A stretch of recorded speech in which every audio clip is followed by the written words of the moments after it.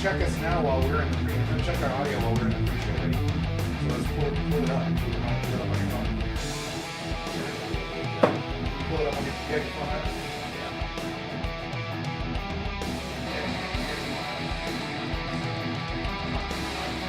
Yeah, I hear it, but it's pretty faint. Yeah, I hear it, but it's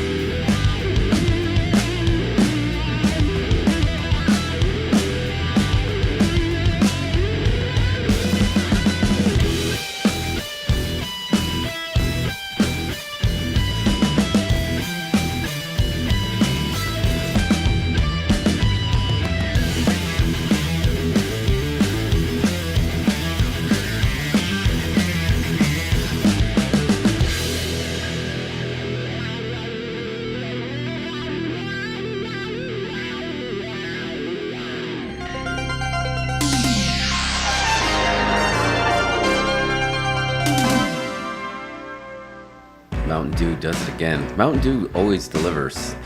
They've always got something in development Yeah. to put out unexpectedly. I want to meet the Imagineers at Mountain Dew laboratories in the mountains, carved into the side of a mountain of Kentucky, like a Dr. Evil lair, but instead they make Mountain Dew. I tell you, the one they haven't done yet that I'm dying for them to do, because it's the most obvious partnership, is I want a Doritos Mountain Dew. Oh yeah, why don't? I mean, they did Cheetos. Yeah, like I want They a did Doritos Cheetos, they did Mountain Dew. Funyuns. Why didn't they do Doritos? Yeah. We never did get our hands on that Funyuns one. Not from lack of trying, but it was really hard. But the Flaming Hot Cheetos one was a banger. I had no idea. I remember I was here for that one. We did that one when I was here. Man, that was so good.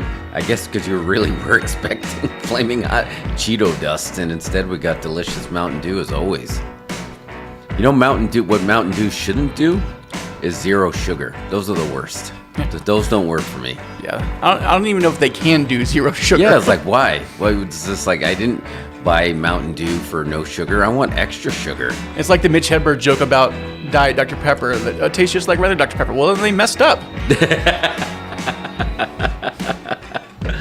Oh man, Mitch Hedberg came up in something the other day, but I totally could see him doing that. Jeff, scoot to your left, like The left. 2 inches. There you Right go. there. Okay, cool.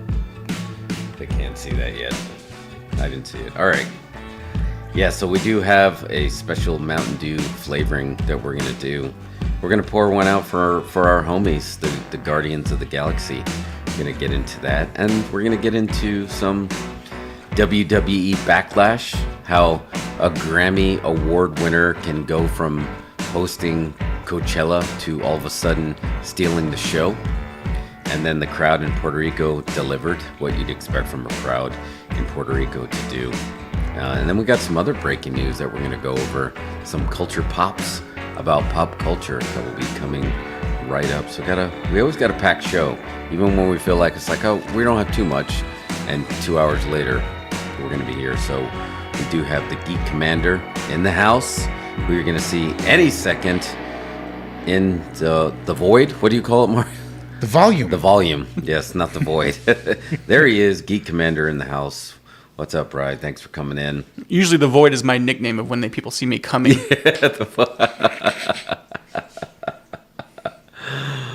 Oh man, thank you, man. You're our king of swag too. You got some different sweet hats and stickers. You're the swag man, the swag bag. But yeah, you always have the sweet swag. So thanks for coming in. But this show was pretty much a slam dunk to have you on. Because I feel like even before we were doing the show, you and I would always we ran into each other like at 2 different Marvel screenings before we were even doing the show. So what theater do y'all go to?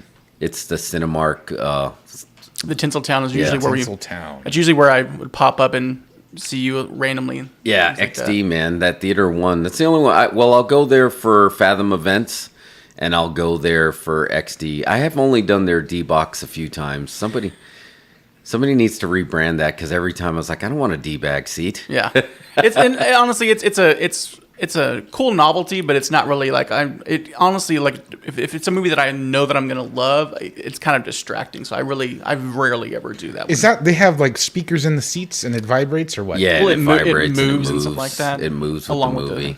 Like there's certain movies that's like Fast and the Furious, it's probably great for. Oh yeah. But for other things, I'm just like I just want to focus on the movie. You feel like you're playing pole position. Yeah. But the issue that I'm having with it is they're trying to make that the main event gimmick. So they'll throw that in a theater that doesn't get a lot of action. But then you're like, I got these cool seats, but it's on the smallest screen in there. I was like, no, throw a couple of those D-bag seats right there in that XD screen. And I'll buy those every time. 100%. And they're a little wider, too. So, but Mario, so you never done the D-Box? No. I did the D-Box for I've never even Godzilla. seen one. I don't know where they even have them. No? Yeah. Is it specific to Cinemark? Those are just, there's no Cinemarks down south, so I don't think I've ever been to a Cinemark while I've been in this city. No, there's a few other theater chains that have them. That carry them? Yeah. What is it? Why can't Cinemark cross that Mason-Dixon line in Austin? There used to be one down here, but I think this is Animal Draft House country. Yeah, that's true. Did they get rid of the one that was at the there was one off Slaughter, I No, thought. that's gone. Is it gone? Yeah. That shows you how, I'm in Georgetown, so Yeah, I'm nowhere yeah. near this place. Way up north. But yeah, they don't really, I mean, if you go to the, like you mentioned, Fathom events, every time I go to a Fathom event here at one of the theaters down here, it's like you go in and it's one person running the entire theater. You have to start the projector yourself when you get into the theater. They leave the lights on the whole time. So it's like, yeah. That's Everyone actually over here. the last time I was down here at that Cinemark that closed down was for a Fathom event. My wife and I went all the way down because it was Garth Brooks live. Yeah. I've never made it to the theater for a pay-per-view. I'd like to do that at some point. But yeah, man, it's just, they don't have them down here. Yeah, it would be interesting. Down here, way down south. Way down south. It would be interesting to see, like, try to do a live event. I've never done a live. I take that back. You know what live event I did there was the first ever live movie directed by. Oh, you Woody. did. Well, you remember you told me. Yeah, about Woody Harrelson live, and that was a trip because it felt a little bit like Birdman with the unbroken shot, the way that they were trying to navigate through.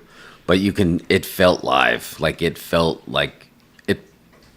Like I'm sure that the dry run that they do at Saturday Night Live feels like it's cool, but you can tell that there was something different. You were very aware that you're watching live. Well, it looks like live TV, right? It did, exactly, yeah. So it threw you off a little bit. So it was very hard to get pulled into the story because you didn't have the editor sharpening those points and needle drops to manipulate your emotions at the right time. What do you think? What is the point of that experiment? Why would you want to do a movie in one shot? Yeah, I don't know. I mean, I get that's makes it way easier for post production. You just like you're done. Yeah, exactly. Just As soon as one you and hit the done. stop record on the camera, the movie's done, right?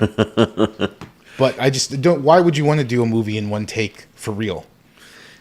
Yeah, I don't know. I don't like. I don't know if like it's the because like Birdman, right? That was the art of it. Like, see if you can find the cuts. But this, I never even heard anything after that.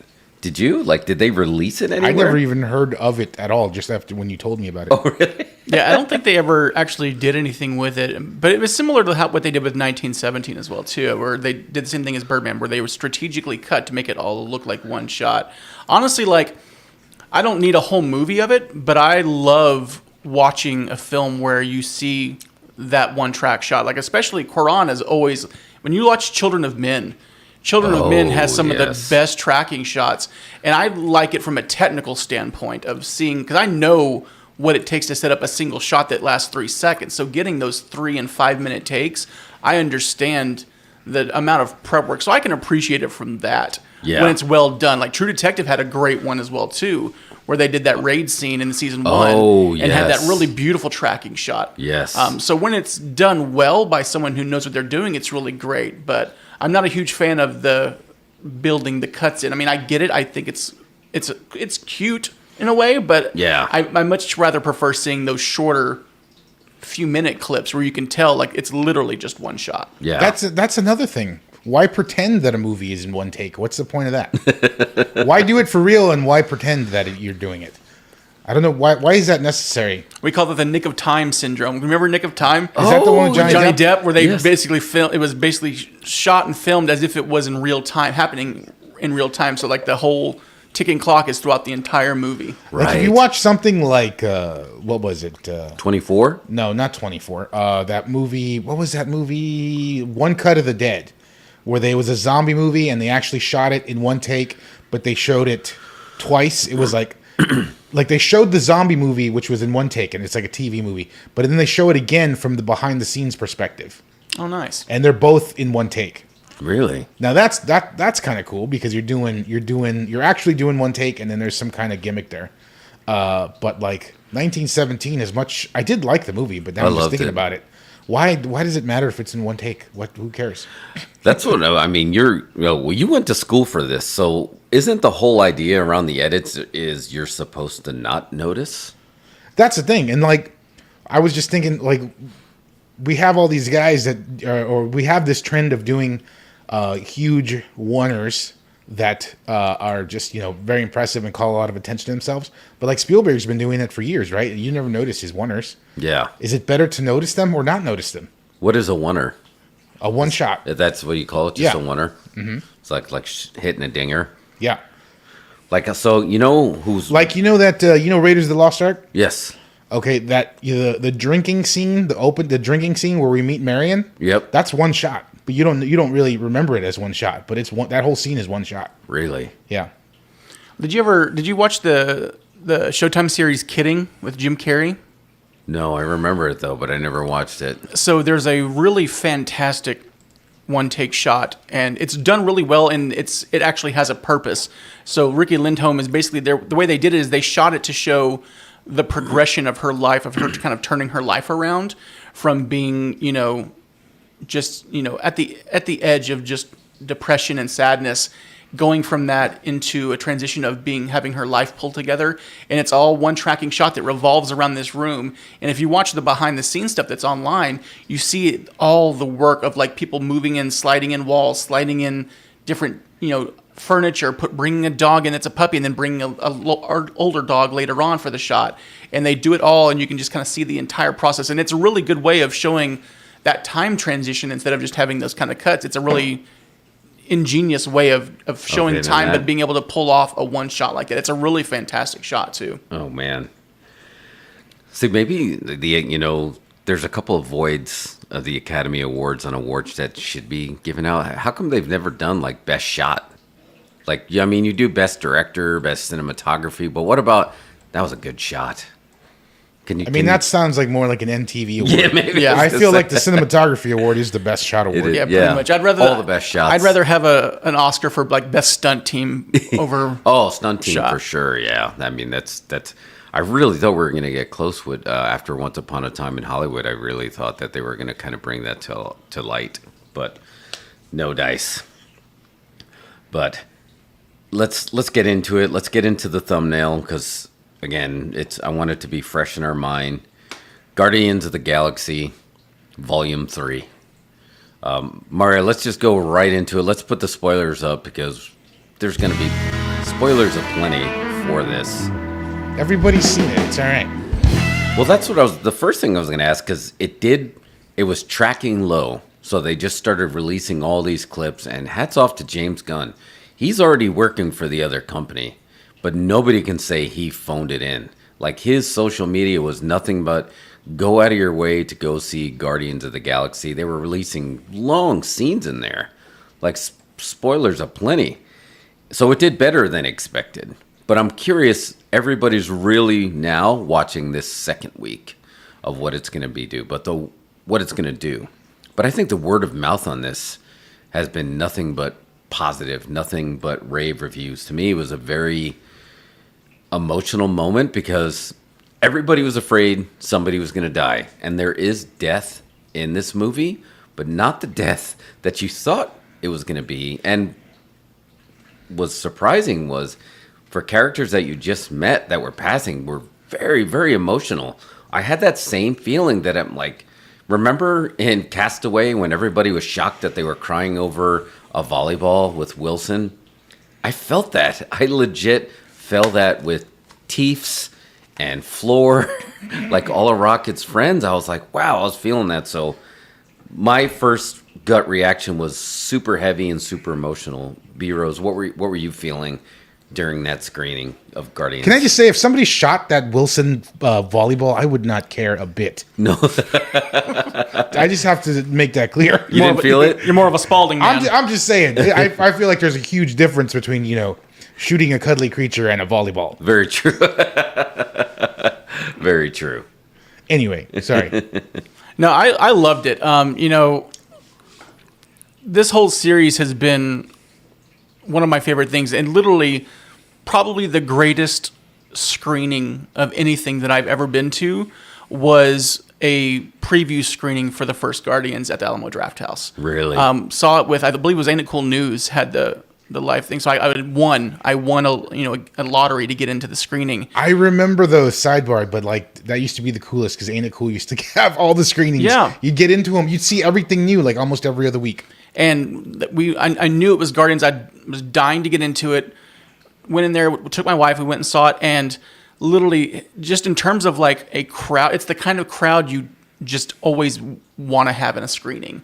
Just cheered at every spot, did all the right emotions, the right thing, and it just elevated that screening. The movie was already great to begin with, but the screening just really helped it. So I already just absolutely love this series. And so I know what I really liked about it, and I've liked about every film, is each film is so completely different.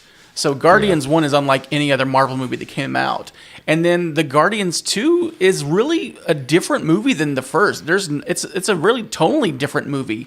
I mean, you still have your same characters and whatnot, but it's a very different movie than that first one. So that's what I was hoping we were going to get with this third one, is another kind of pivot, and they did. It's a completely different film than the first two. But I loved everything about it. I know there's a lot of people who are getting, I won't say upset, but they're just a little unnerved by some of the violence in it, especially with the animals, which I get. Yeah. But I think that you really kind of had to have that to really, since he was wanting to tell Rocket's story, you really have to find out who he is, and that's part of who he is. We've known that since the beginning, that he was experimented on and things like that. So I know it's a tough watch for some, and I've had a lot of people I know that are also parents are like, I don't think I could take my kids to it. But I think I sat through Old Yeller and Benji, and I've seen animals get hurt, and it's traumatizing, but I think that's what good art does in some way, is it challenges, what you can handle. So I loved just everything about it. I loved that it focused on Rocket, who I thought is definitely a character that, especially leaving him alive after the snap, you still didn't get a really good chance to really find out what made him tick. And so I think giving him his due was really the wise choice for that. So I loved everything about it. Especially we finally got a good, solid F-bomb in the MCU. Finally, that was which I loved. How did you feel about the usage? Like, do you think did that work? Was that the right? Did you pop for that F-bomb? I did, just because I wasn't expecting it. So it really, I laughed out loud when I heard that. What's funny is recently on TikTok, Billy Boyd and Dominic Monaghan from Lord of the Rings have been talking about how, Lord of the Rings was a PG-13 movie. So if they wanted to, they could have dropped a single F-bomb in every movie. And so they've been going back and trying to figure out where they'd put the F-bomb. Like, what quote would get the F-bomb in Lord of the Rings? And so, I mean, technically, yeah, we've got PG-13 Marvel movies, so we could absolutely do it. So I applaud Gunn for just going out and doing it. Yeah. I feel like I was expecting it and didn't expect it. And I guess that would be the right character to do it. Because really drive it home. And the only other way it would have been with Mantis when she was finally standing up, standing her ground. Maybe you could have threw one there, but maybe it was a little bit more natural with this one. Mario, what were your original thoughts after that first screening? Because I know you were you were concerned going in, right? No. No. I have no concerns about James Gunn stuff at all. I think he's like one of the only true directors or creative folks working in the MCU. Like I was telling you, yeah. I think that he's a huge loss for them. Yeah, it's a big loss. I've liked every single James Gunn movie going back to Romeo and Juliet. So yeah, no, I was not concerned. I thought he was gonna hit a home run, and he did.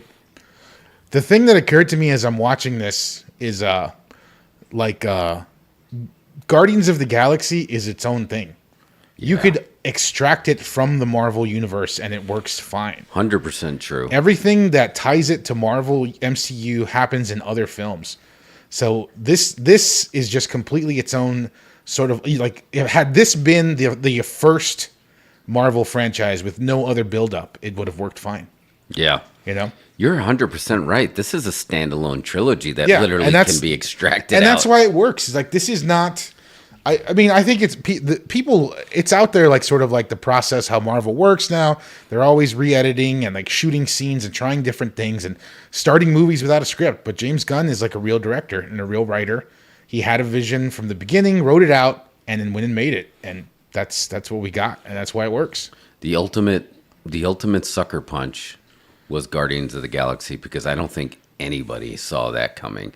I would curious to be how many executives thought that a movie about a talking tree and the raccoon was going to work. There had to be a bunch of people like, no, this isn't going to work. They had to be nervous. So it was, as far as Marvel characters go, it was a pretty decent gamble. They had a little bit of the gamble with Iron Man being the B level to make him go up to A. This was way down. I mean, he dug in the basement and made Guardians what it is now, a household name. But now like you said, Mario, now in these cameos that they come in, they feel like they're a main event of their events, and then they come in and they just raise the game when they're there. They were just barely in Thor, Love and Thunder, but the little scene that they were in was great. Every part of the movies, they made their other movies better. Like, he gave them a shine like nobody would have ever expected.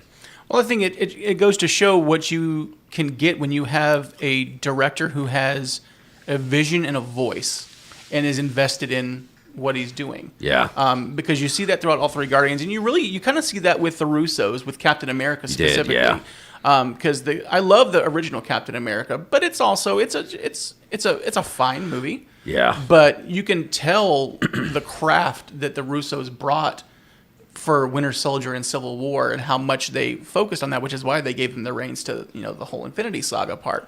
But yeah, Gunn is he's got a singular vision, and it's very much a product of his style, his sense of humor, what he likes. It's kind of like the MCU's version of Kevin Smith. Like, he knows exactly what he's going to do. He's not going to change it. This is what he likes. This is what he wants. And so he's just going to go ahead and do it. Yeah. And thankfully, they kind of just got out of his way a little bit. Right. And let him go. Yeah. And like I said, no concern for anything James Gunn does, but I do have concern for every single MCU movie going forward. I'm concerned about I think they're in a bad place. Well, you brought up a really good point, and Brian, I think you just reiterated that James Gunn set the tone for Marvel. There was Russo's, and then there was Favreau, but every film after Guardians 1 had a little bit of let's try what he did, right? With the, like you said, the needle drops or just like the quirky humor, like they tried it. And we see with Love and Thunder, sometimes you can go too far and it almost backfire, but it never did backfire with him. So it is a big loss, like losing them, losing him, like they're not going to be able to replicate that in a lab. And somebody's got to be going back and like, did you really have to go back and look at those tweets and get so offended? Because now we just created our own monster, because now one of the best that's ever done it in our universe is taking the crown jewel of the competition and is going to bring it to the top. And I shouldn't have been surprised, but it was a pleasant surprise, and I shouldn't have been, that of course Crypto got announced that he's going to be in Superman Legacy. It's James Gunn.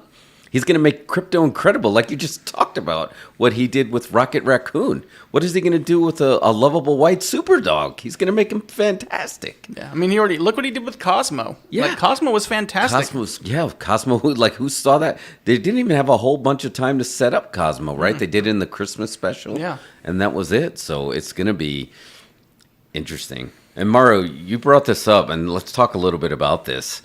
Marvel in the beginning, they were just kind of relying on the brand. Then they started going to the direction of like, let's take a director that has a very distinct style and try to match them best up to a property and go for it. Like you said, Russo's with Winter Soldier, James Gunn with Guardians of the Galaxy, even Taika with Thor, which it worked really well. I feel like they've stopped doing that.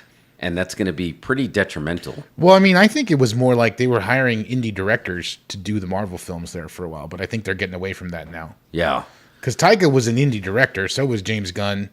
So the Russos hadn't directed anything. True. Right? They got over because they did Community. Yeah.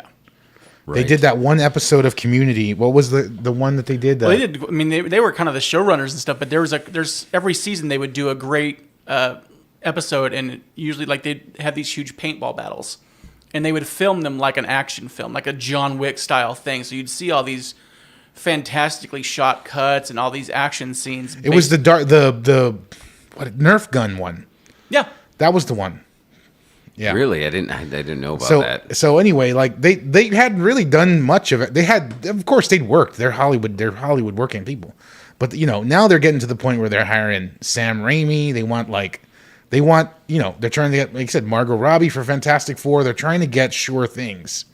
They're less willing to bet on the indie directors because they want to make sure people show up. Hold on loosely, but don't let go. If you squeeze too tight, you're going to lose control. The more that they go for those sure things, I think that stuff's going to start backfiring. What conversation are we having if Edgar Wright had stuck to and kept Ant-Man? Oh my God. Like, what conversation are we having about Ant-Man now? It would have, I mean, it's after Quantumania, it was never more apparent that was a huge mistake. Yeah. Yeah, I mean, because was it just the novelty of finally getting to see Ant-Man on screen, but by the time 3 comes around, what could Edgar Wright have done with that?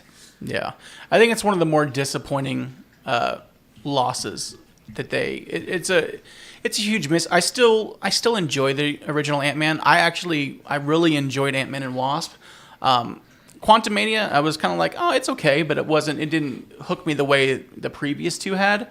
I think deep down what it's going to come down to is them starting to take chances again. Yeah. Because right now they are very much playing it safe. And I get it. When you have that much money into a machine, you want to coast a little bit, but I think that they've lost what made them what they were, and that was taking chances on unknown talent to really, kind of lead them forward. I mean, getting Sam Raimi to do Doctor Strange in the Multiverse of Madness when they're trying to make it a quasi-horror film sounds great on paper. And it's still a decent movie. Yeah. But you can definitely tell that there were a lot of elements that were being played safely and not a lot of, like, quote-unquote chances being taken. Yeah. Well, what we're talking about right now, Guardians of the Galaxy was a huge chance. Mm-hmm. James Gunn was the risk, and picking characters that really nobody outside of hardcore comic book readers and collectors knew about. And now it's got to be one of their biggest properties that, or their most noticeable. properties. And then not only taking a chance on that, but giving him the freedom to do it his way, and him taking a chance on his cast that he picked. Because Chris Pratt, I mean, he's literally one of the best things about Parks and Rec, but that's really all he had done outside of like Zero Dark 30 and a couple of other films. And Moneyball, like he hadn't really done anything. Small parts though. He had small. Yeah. Parts. He was never. You never would have taken him for an action leading man. Exactly. And then Batista. Who would have ever thought that he would be such a great actor? Just period. Yeah. But so well tuned with that role, and then it kind of opened up the gate for him to be able to go further. So I mean, they took chances everywhere on that whole series, and it paid off because they took those chances. On Batista, who, watching some of the BTS stuff that's floating around, he was broke. And he was broke, and he'd started doing some improv with Chris Pratt, and he had no idea that he was going to get the role, and how it changed his life for the better, because they could have took Drax in a drastically different direction. Drax was originally, Jason Momoa was up for that part, up for Drax. I think Batista added some seriousness to that this person named Destroyer could destroy you, but I don't think anyone expected the humor that he brought to the very end. Like, to the very end, and good humor, not like dumb humor. Like in Guardians 3, I got choked up at a lot of stuff, but when he started being the dad, when he started doing the boop, boop, boop, boop, boop, which I loved. It was such a simple little thing. The noise wasn't even like, oh, what a weird noise to be making. But when they looked at him, it was like, oh, you're meant to be the dad? That got me. It's like, oh, man. And that's what I love, too, with them bringing that back around, too, because it's a big part of the first one of who he is. And in the second, it gets a small little mention, but that's really it. So I really love the fact that they kind of brought that back, that he is still grieving the loss of his wife and his daughter. Yeah. Like, that's still... And so him finding kind of peace and closure with that was really nice. Were there any weak characters coming out of this? Like, as far as Guardians, like, everybody they picked up along the way got better with each film or property. Like, I'm happy that this film stands to, it didn't really interfere with the Christmas holiday special, that I'll be able to watch that every year. Because that was the intention. When you saw that, you're like, okay, we have perennial, viewing of this at all. Every character, you just pick them up along the way.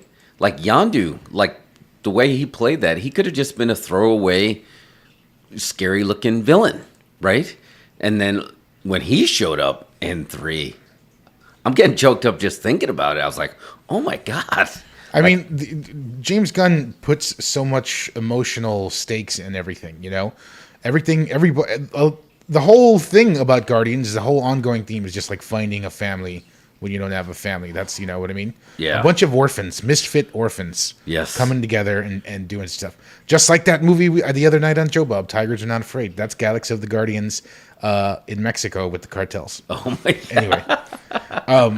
But like, because that's in there, you get so much more attached to the characters. You can empathize with them. Like for me, the saddest part was when Mantis tells Drax that she thinks he's stupid and then makes him forget it. Oh my God, yeah. And you see the hurt. You see the hurt on his face. He spent the whole second movie just talking about how hideous and ugly she was, and then she strikes back and it just hits him to his core. Yeah. And then makes him forget. I think there was really, and it's just nitpicky. The only thing that I can even think of that I didn't like was because I felt like it was almost, I don't want to say cheap, I just thought it was unnecessary, was the Groot quote at the very end where he says, "I love you guys." It seems so out of place. Yeah. Like when he's in the first movie when he says "we are Groot," it's a subtle just one word difference, but it fits the scene. And so the whole him saying "I love you guys" just seems so weird and out of place that it kind of pulled me out a little bit. So I didn't care for that, but that's just me being nitpicky. Yeah. Well, you heard the rumor of why that happened and what the story behind that? Mm-mm. So, and this sounds like very James Gunny. So, like, they built up the whole time that, new Gamora from 2014 couldn't understand Groot, like, because if you didn't have the relationship, you didn't have the shorthand, and then when she finally knew what you said, she gets it, because then you had an emotional connection, then you can speak I am Groot. And he said, this is a rumor, they said that was for us, the audience. Everyone else to basically like all of a sudden understanding now them. you can understand. I think what Groot is I think saying. that's dead on. I think that the reason it sticks out, and maybe that was the misfire, is it didn't exactly get that across to the audience, But I think that's exactly what it was going for, because they build it with Gamora not understanding, and we understand. Just didn't. There was something missing. There was a line or two missing out of the script or something. I tell you, who really did it well, this exact same thing, is if you've ever seen the movie The 13th Warrior with Antonio Banderas. Oh yeah. Where you start the movie where he doesn't speak their language, and on the voyage going to where they're going, they show him constantly listening, and then it's just their Scandinavian language, and every once in a while a word of English pops in, as basically showing that he's learning words, and then by the time they arrive, he's able to speak their language because he's just been listening and picking it up the whole time. Or like in The Hunt for Red October, when they all speak Russian for like the first minute of the movie, and it just kind of pushes in on their mouth, and it just switches to English and then pushes back out, just to let you know they're speaking Russian, but you're hearing it in English. Also, like in Robin Hood, Prince of Thieves, when Kevin Costner starts speaking English and then he starts speaking I don't American. think that was planned. Are you sure? I don't know. It was so subtle.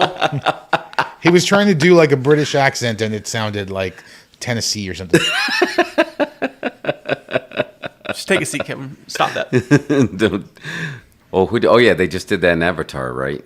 But they actually had lines. in there That too. was a pretty good. That was pretty good. That wasn't lines. They just explained it away, which was fine. But again, it was the same thing. It's like the character explained that eventually it all sounded natural to him, And it didn't get to it. and they got rid of the subtitles. That's good. That's good booking.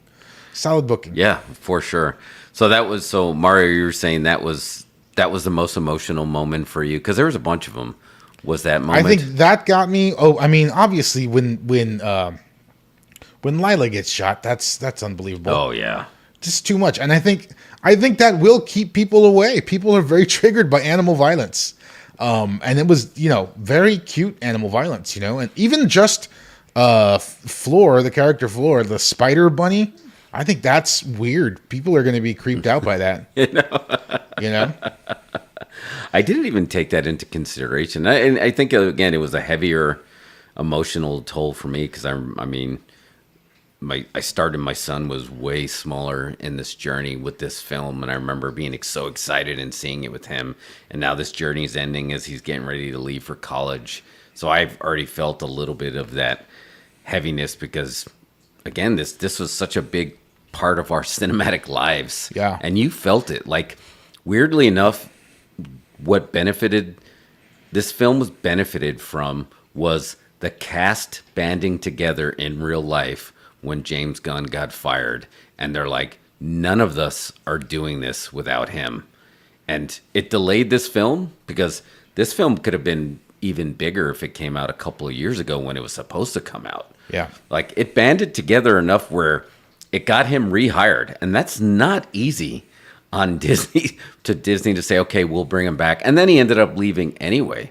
But just to know that they were that behind their director, like their leader and the story, that's something else. And I think that this film, Bennett, like you can almost feel that coming through. Like the casting of it almost comes off as magical, because they all believed in it. So, Geek Commander, what's the one that really got you choked up the most in that film? Mine's different just because of, it's going to hit everybody differently, but like you talked about earlier, seeing Drax become the dad is what hit me, being a dad. Like, seeing that moment, really, that's what got me, especially because, I have a young daughter and Drax has the daughter and whatnot, and so getting to see him find that peace and that closure, that really kind of hit me emotionally.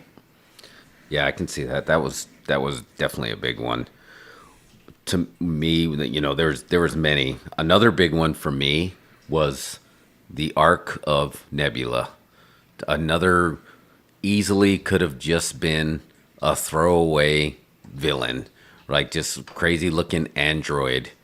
and what she turned into at the end, like a leader. You know, she's going to lead that whole place, and just the subtle little things that she started to loosen up that we've been seeing over the past couple of films. Like, the biggest pop for me and the holiday special was when she gave Rocket Bucky's arm, and then the little dance, the subtle dances that she was doing, and then she really let loose in this one, and then how much she was willing to go to war. Like, she slowly became what Gamora was in the original one. Yeah, she became Gamora for this one. Yeah, and then Gamora was this like the straight up heel.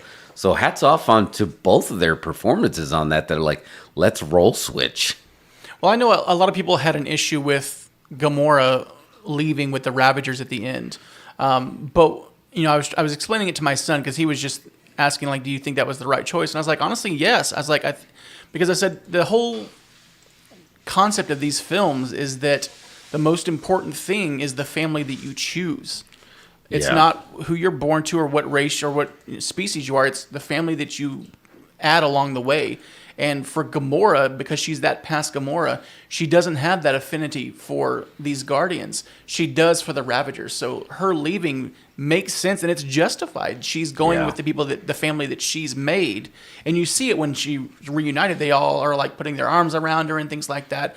That's the family that she's chosen. And yeah, it sucks that it's not the Guardians that we want her to be with, but she made the right choice for her. And so I thought it was a really great way of showing how far Gamora and Nebula have come. Seeing Gamora kind of take that side role, and then Nebula really kind of come into the Gamora role. I thought that was masterful, and I did not see that coming. The easy way to button that up, to put a little bow on it, was for her to all of a sudden, get the Stardust and shake it loose, and then all of a sudden, okay, I remember now. Because you realize that the stakes were real, and the emotion that you felt I rewatched the scene with Thanos of her going over the edge. It kept the respect that scene deserved, because that was so powerful of like, I'm sorry, little one. And that made it mean so much.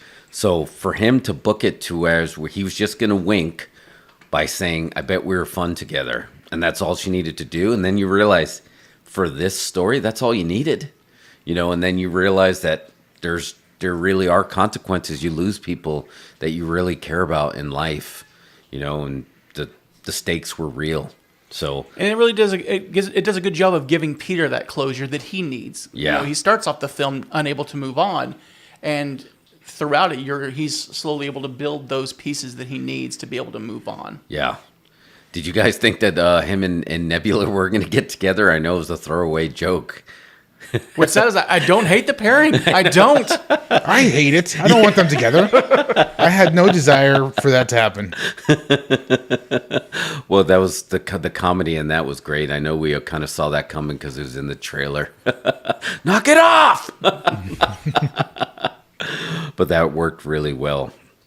Let's talk a little bit about the cameos, because people I know were up in arms. How the internet loves to be up in their arms. They can't just be down in their arms. Have to be up in arms. What cameos are we talking about? James Gunn's wife, Jennifer Holland. And I thought it was just like, it was fine. I mean, I think she's Is that great. a cameo, though?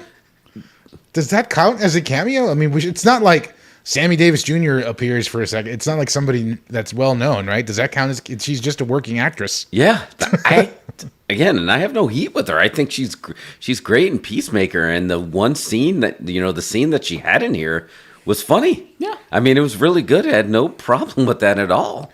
Yeah. So I don't know why people are so upset of him booking his wife. If she wasn't talented, then maybe you'd be like, okay, this isn't working. But she's great. She's been like in every James Gunn thing for the last few years. It shouldn't be surprising at all. Yeah. That's one of the benefits of being in charge, is you can do cool things that you want to do. Yes. And it's not like he made his wife Gamora. It's like she had a cameo and got shot in the leg. She got in the leg. Like, what's the big deal? Well, I don't know. Yeah, that was a good pop. Like the way she sold that leg. Even what's the name of the dude from Serenity? Nathan Fillion. Even him, he's he's been in every James Gunn movie since forever. So what's the big deal? It's like if Sam Jackson is in a Quentin Tarantino movie, does everybody get upset? Exactly. These dirt sheets, dude. They're I just know, out the there dirt- trying to start Hate controversy. bots. Yeah, hate bots. Well, we named them right. They're hate bots. They just troll and they just try to try culture wars and entertainment fights. Like, we're not going to fight over movies. It's like, you can say no, I didn't like it. It's like, cool, I still liked it. What a dumb thing to fight over. Yeah, I know, it's so stupid. It's like, With everything else going on in this world, you're going to fight over a cameo in a film. yeah, because like, come on, just relax. It's entertainment. It's supposed to be entertaining, and if you're not entertained, then go find something that is There's entertaining. lots of movies. Watch one and you'll like one eventually. Yeah, fine. You don't have to just watch Guardians of the Galaxy. There's other stuff. Where do you Check out guys? Polite Society. I want to see that. That's probably good. Yeah, there's plenty of options. There's plenty of options. What do you guys think's going to happen to Chris Pratt after this?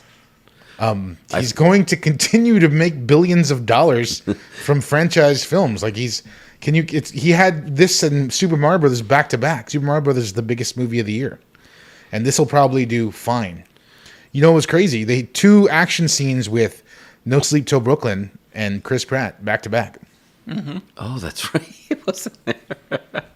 I don't think he's going to be hurting. I mean, we saw at the bookend that Star-Lord will return, which will fit in easily because there's a whole series of comics that's just Star-Lord without the Guardians. So they've got a golden goose with him, and I think they're going to keep doing it. We're probably going to start seeing Star-Lord movies now, which is fine. I've always Give Star-Lord a movie, sure, why not? Yeah, I've loved his character. I think it's great casting for that. So I have no problem with that. I think he's going to be just fine. I was actually, to me, that was one of the biggest surprises, was that the end of the end credit scene. To me, that was the biggest one because I was waiting for, I was waiting for the Robert Downey Jr. Chris Evans moment that I just assumed that he was done too. I thought Chris Pratt was done. Like, I know Batista for sure was done, right? And then what's her name plays Gamora. She said she's done. Yeah. But for some reason I thought Chris Pratt was done. So when they gave him that James Bond will return sting, and I was like, what? It's like I had no idea. I thought he was done. I thought he was going to retire with his grandpa, and that was the end. I don't know, man. Chris Pratt strikes me as a guy who's down to do more entertainment content. He's not striving to do art films. No. He just want to drop out and go do a $10 million indie film. He wants to do big things. He's got Marvin Schwartz as his agent. You know what I mean? Tell him exactly what to do. Be in the big franchises that make billions of dollars. Well, he's got Schwarzenegger as his pops now, so Yeah, I mean, he's got Schwarzenegger advising him. He's not, he's going for those kinds of numbers. It's like, well, if everybody's gonna quit Guardians, I'll do a Star-Lord movie. I mean, if that's what you want me to do. I mean, we're definitely gonna have to get a Rocket movie, I feel. Yeah, he's the leader of the Guardians. So anytime the Guardians make an appearance, we're gonna get Rocket, right?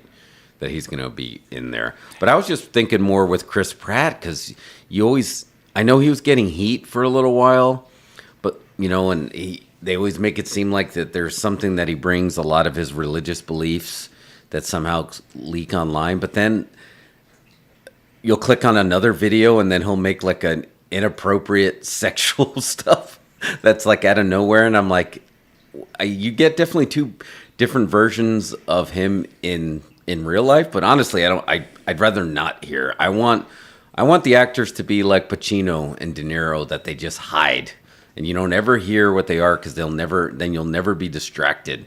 So whether it's true or not, I don't want to know. I don't want to know. I'd just rather see more Star-Lord movies. Fair enough. Yes.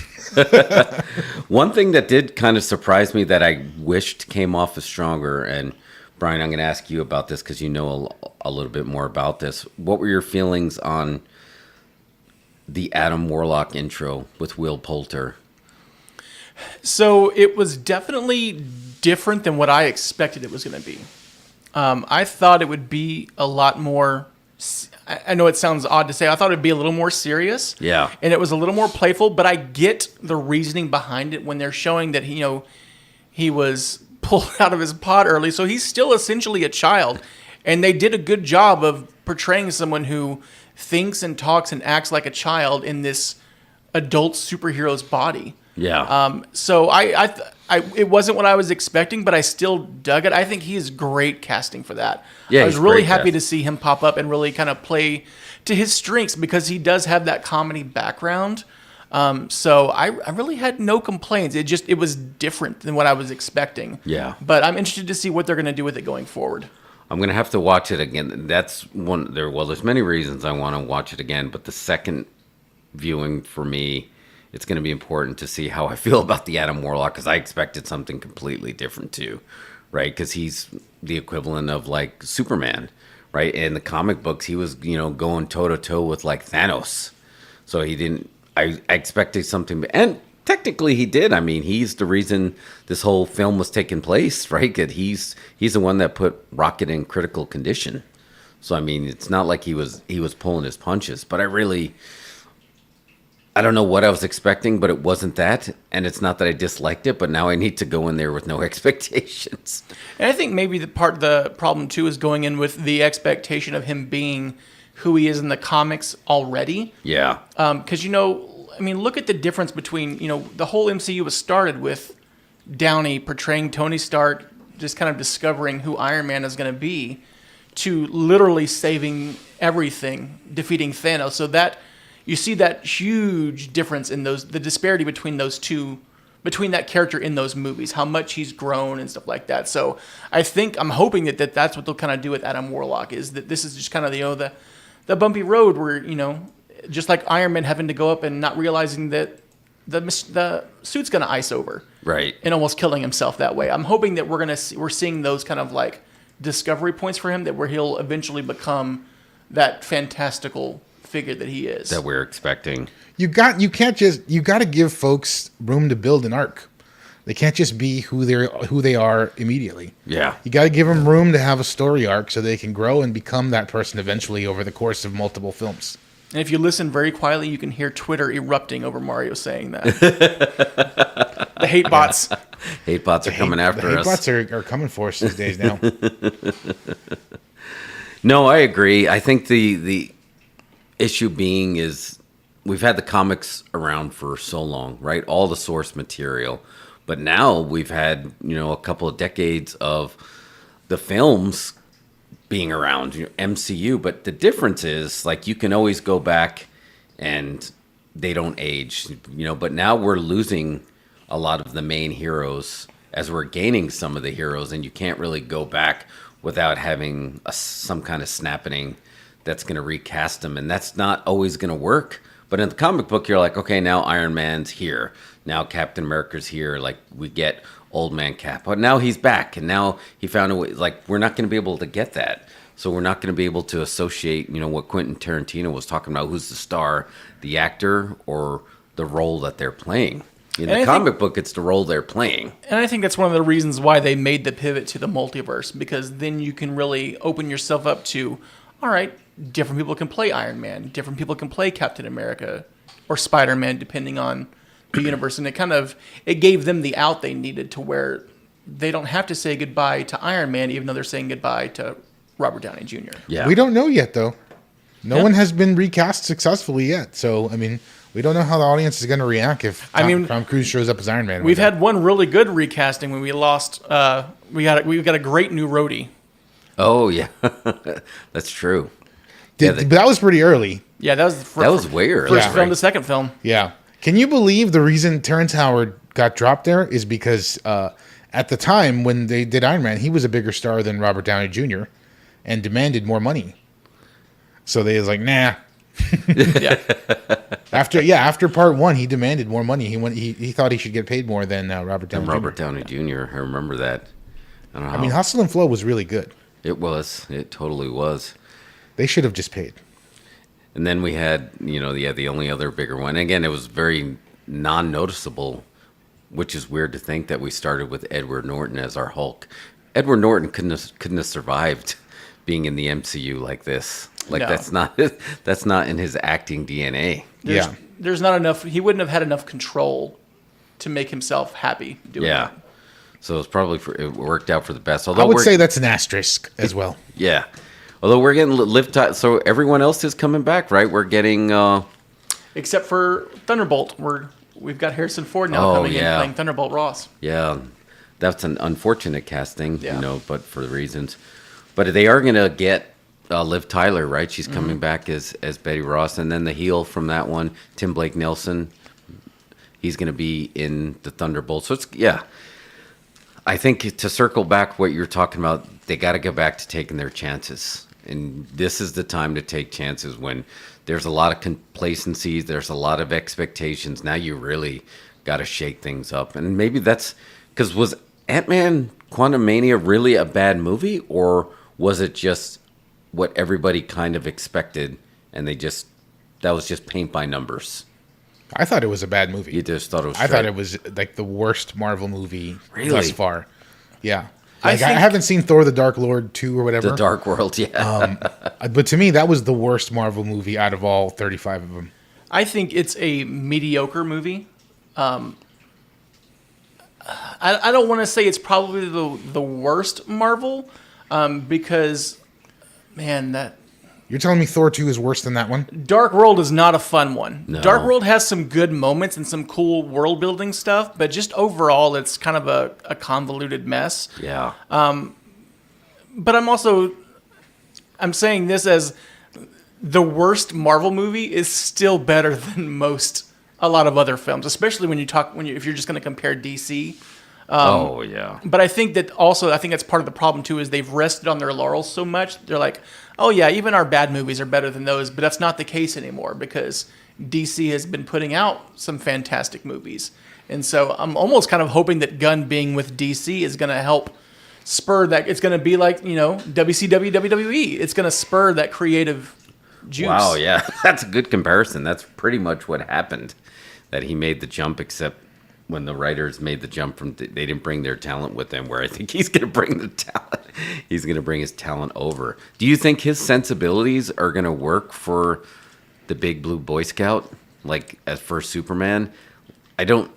What do we have? We have the Suicide Squad, which was incredible. A movie that I think suffered from the pandy more than anything, not from quality. That movie should be getting way more love than it does.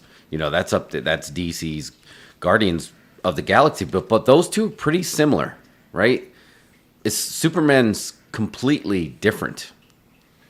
Is he going to be able to bring what he does best and it fit into a Superman film? I think he's perfect for it. Yeah. You think? I mean, well, number one, this is just a sidebar, and this could mean nothing, but he did that one movie. What's it called? The Dark Superman story. Super. No, not Super. Oh, Chronicle. Not Chronicle. It was like the anti-Superman. What if Superman landed on Earth and he was Brightburn? Oh, Brightburn. yeah, Brightburn. That's which right. was essentially Superman, but what if Superman was evil? Yeah. So he did that, which I guess he produced it, but still, he's involved with that. So I liked Brightburn. I thought it was pretty good.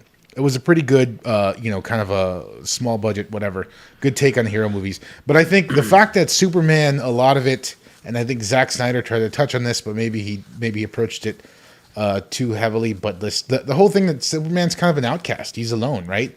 And that's a big theme in all of James Gunn's movies. So I think he's going to be able. I mean, he can do flying. You saw he already did his test flight. You saw Adam Warlock can fly. So okay, Yep. he can handle the flying. I think he can handle the emotional stakes of Superman and what's got to happen. And he's got very wholesome underneath all his quirkiness and whatever crazy Twitter jokes. He's got very wholesome values about family. You know what I mean? Yeah. I think he's going to do great. I think he's going to hit it out of the park. I just think that he was the guy. I hold him in the highest regard because I liked his stuff before Marvel. Super was great. Slither is one of the best horror Slither is movies. so good. It's so good, like just perfect, note for note, perfect. Just a great horror movie. So he was already over. Had he not gotten Guardians, he would have still went on and been a great director. Yeah, I he agree. did this, and now he's grown bigger than it. And you see him out there. He is like becoming. He's trying to become, or maybe I don't know. His agents or his Ari Gold is like just telling him, "You got to be an on-camera guy now. You've got to be a personality. You're James Gunn. take the dye out of your hair, go all white. You know what I mean? You see him on the red carpet now. He's dressing all cool. He looks like the godfather of comic books. He's a force, man. He's big. And like, you know, not to say he's infallible. Everybody can have a miss, but I just think he's gonna do great with Superman.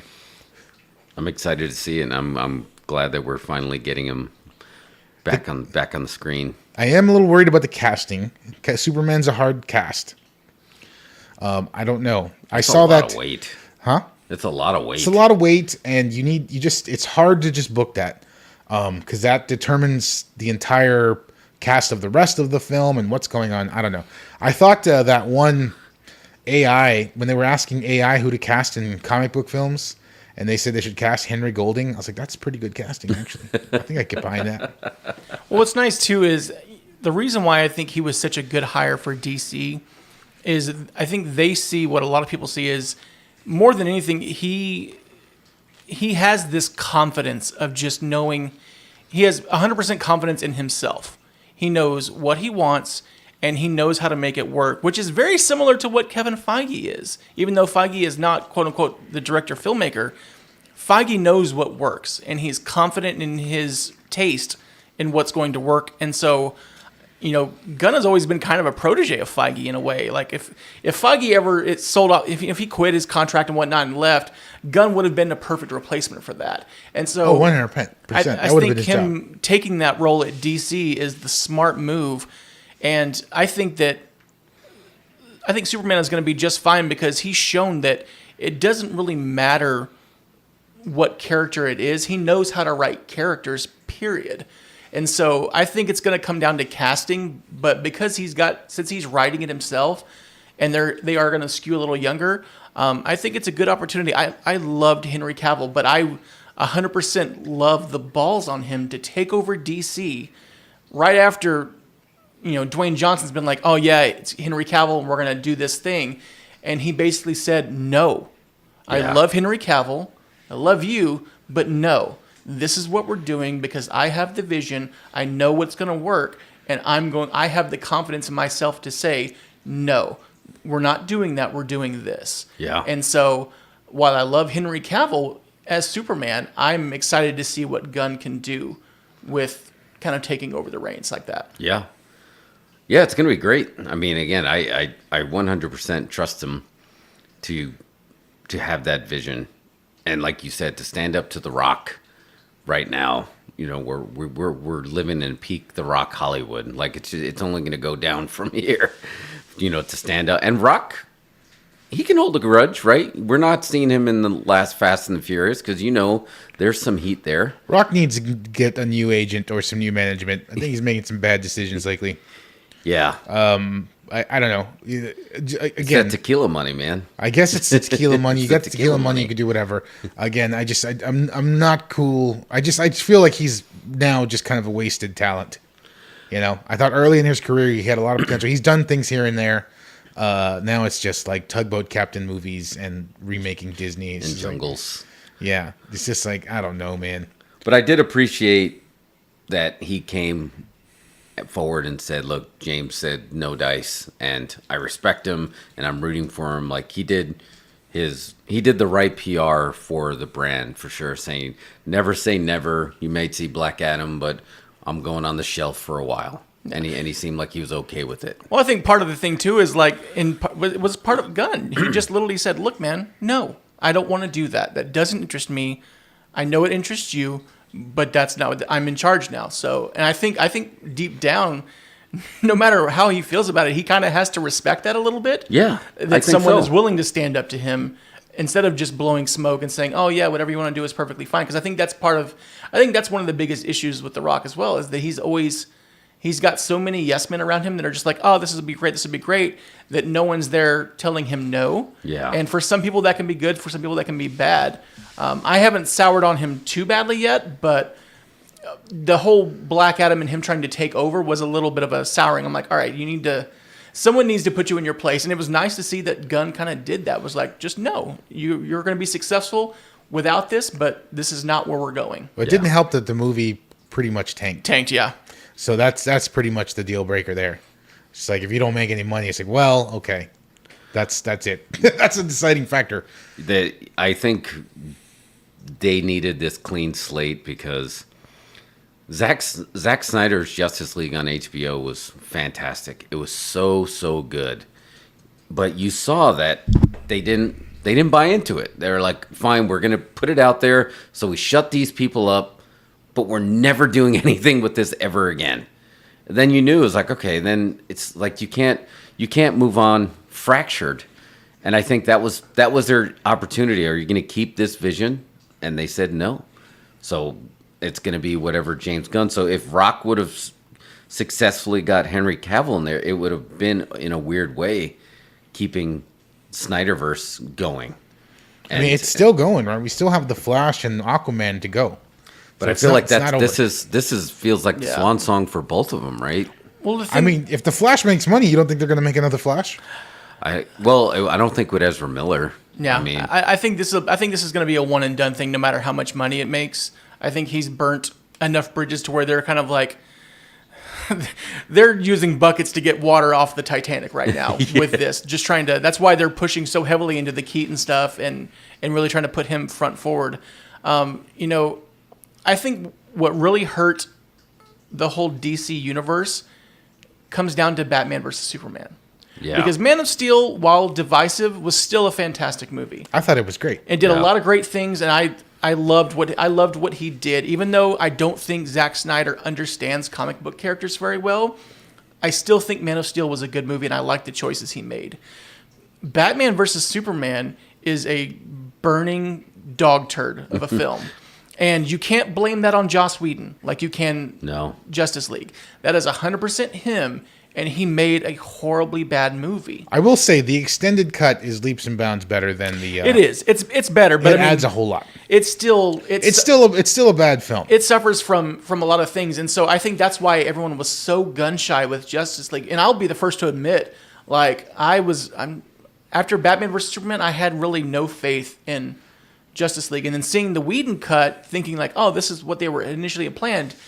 You talk about a dumpster fire of a movie.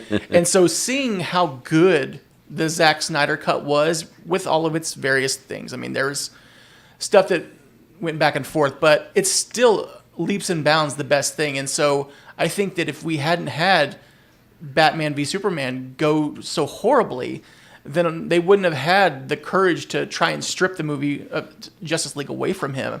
And you start to pull in more of that continuity between the things. I like that they're doing the clean slate now, but they're also really kind of they're doing the clean slate, but in a different way, almost the way the comics do it. They're going to have their universe, but they're going to have their black label, which is where you get Joaquin Phoenix's Joker and you get the Matt Reeves Batmans. They're going to exist on their own little side universe, but they're going to start building their own cohesive universe from scratch with Gunn. Yeah. No, I think that's going to be great. I think that's the way to that's the safer bet to go. I know some people just want to completely wipe the table clean, but because of Joaquin Phoenix's Joker, I don't think you can. Which honestly, I'll catch hate for this. I liked it just fine. Yeah. I think it's a good movie. It doesn't really interest me as much because I really do feel like it's just a ripoff of kind of like a Taxi Driver in terms of the whole everything about it. I'm not gonna lie, I love Lady Gaga. I hate the casting of her as Harley. Really? I don't like that casting at all. And I'll if I'm proven wrong, which is possible, that so be it. But I don't like that casting, and partly because I love Margot Robbie. Oh yeah, we were just talking about that. Well, I think they cast her specifically because this is a musical, right? Exactly. So they wanted a musical, and I think she's got that New York accent down, right? So I think that I'm cool with the casting of her. I'm looking forward to see what she can do. But I also am not a fan of Joker. I didn't like the original film. I think it was okay. It was good. I mean, I think it's especially looking at who directed it. I think it's pretty incredible that came out of him because I didn't think he was capable of a movie like that. But I'll go see it. I'm not dying to see it. Yeah, I'll go see it, but I see everything, so it doesn't really Exactly. I'm not dying to see that. Yeah. I am dying to see the next Matt Reeves Batman. I thought that was was so fantastic. So I'm excited to see that, even though it's not going to be part of this shared universe. So the only hesitation I have is seeing the announcement they've made so far.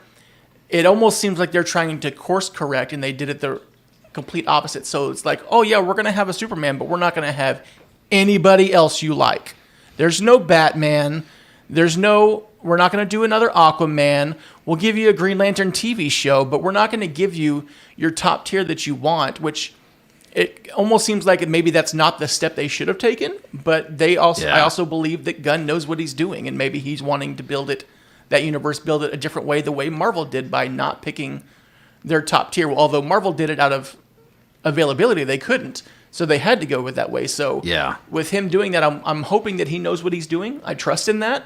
But I thought it was an interesting choice that they aren't going to do like, oh, we're not going to do Batman. We're not going to do more Wonder Woman. We're not going to do another Green, all this kind of stuff. We're going to do a Green Lantern TV show. And then he's picking those Guardian-style groups out of DC to really push do stuff. that. I took it as they were doing what the old 80s wrestling territories, when somebody needs to leave a territory to cool off a little bit, to start to build again, or to go somewhere else, and just to kind of keep that rotation. I just feel like it was so dominated in the conversation that you couldn't do more than, we're going to reboot every single one of the main characters, because the Superman rebooting was enough that it just, again, it eclipsed everything else going on. And Gal Gadot as Wonder Woman, everybody's fine with. We're not getting Ryan Reynolds as Green Lantern, and they have a current Aquaman, so I think they did play it safe. And they had our bats, so they couldn't. They said, yeah, eventually we are going to do a different Batman and Robin movie, but we're going to let this one kind of play out.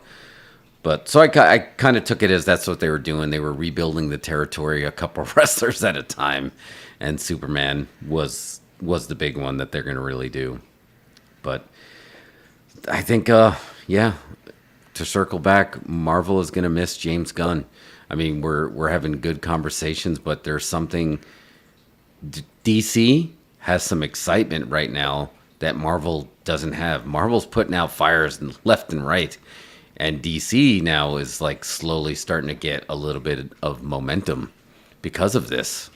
So it's going to be interesting, but yeah, for Guardians, I think we're going to still see Guardians. I guess I was surprised that nobody died, none of the main characters, but it's now seeing what they're doing.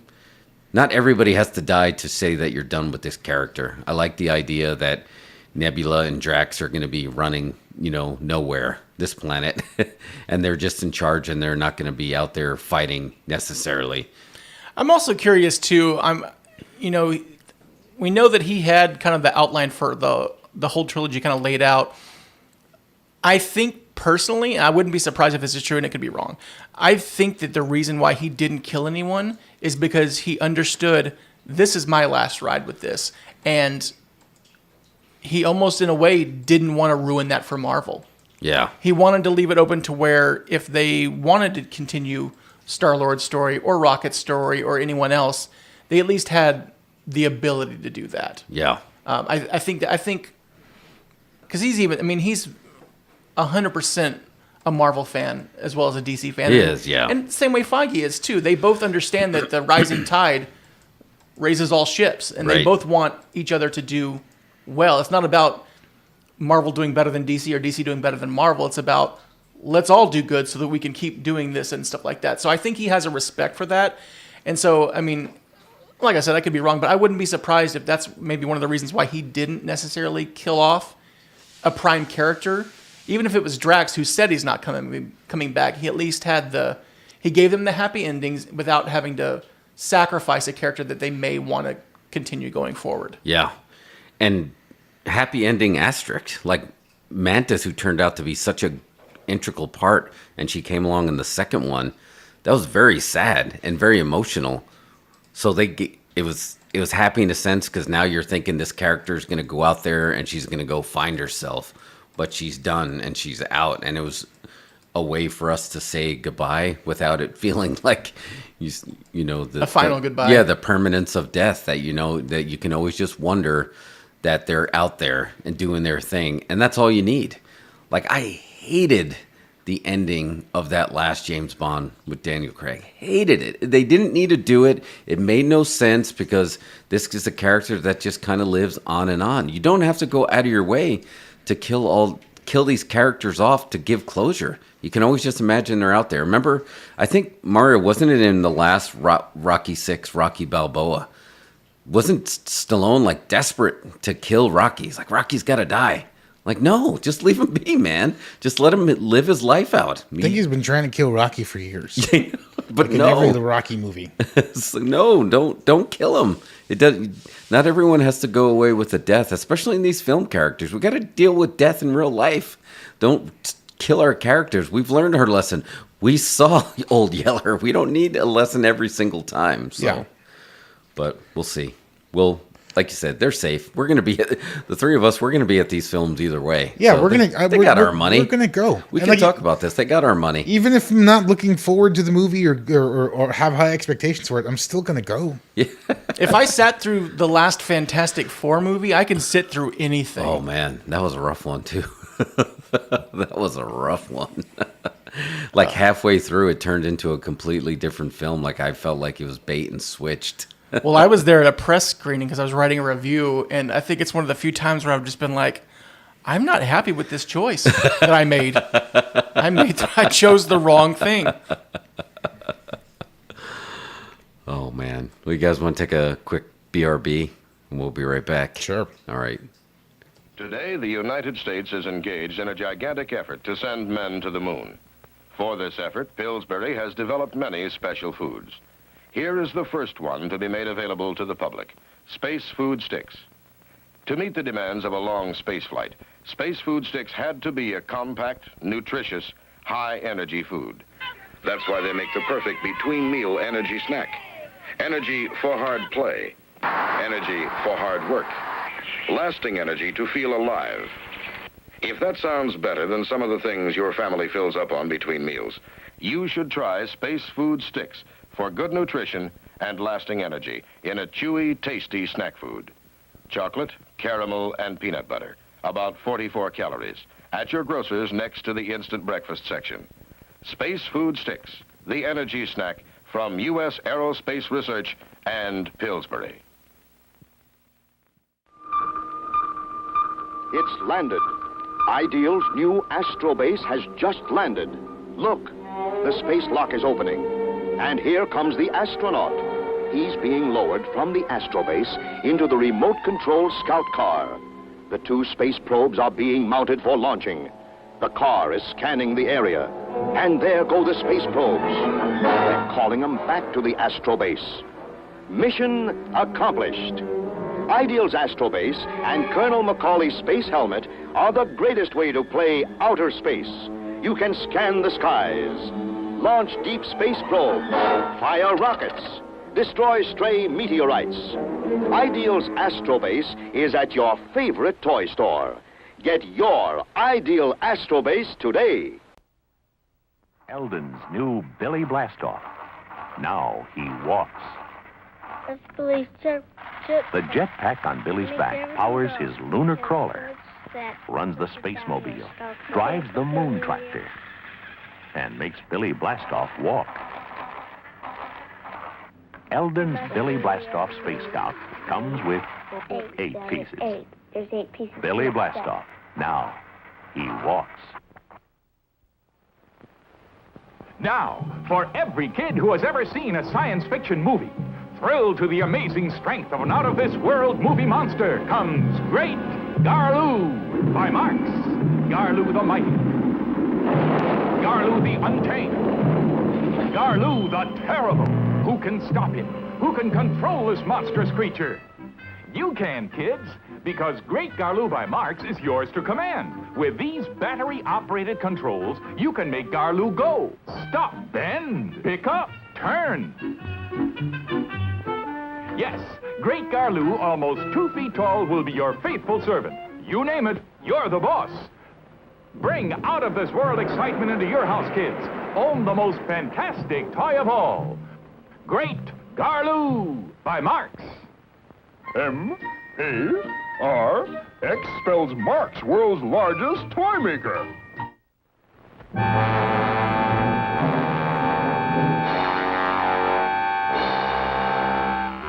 Ideal's Robot Commando is here to help you. He's your one-man army. No enemy can destroy him. He fights off tanks, hurls missiles one after another. Even a squadron of planes can't stop him. Robot Commando fires his secret weapon. He takes orders from no one except you. Forward! Ideal's Robot Commando is battery operated to obey your command. Adjust the control, speak into the microphone. Left! Fire! Ideal's Robot Commando is here to help you.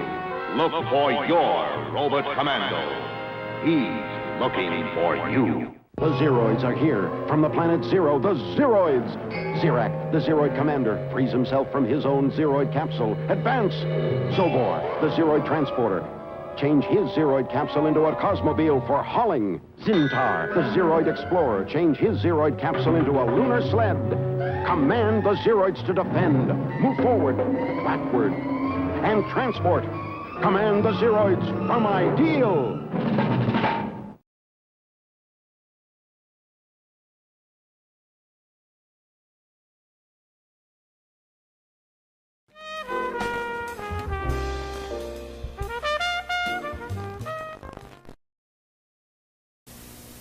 Want a beer? Mm-hmm. You know, this is really an interesting six-pack. See how it's completely covered? See the ends? Covered. Mm-hmm. That so light won't get in. Light can spoil beer. Uh-huh. And this is good beer, so they don't want light messing around with it. Well, in that case, why don't we turn off the lights?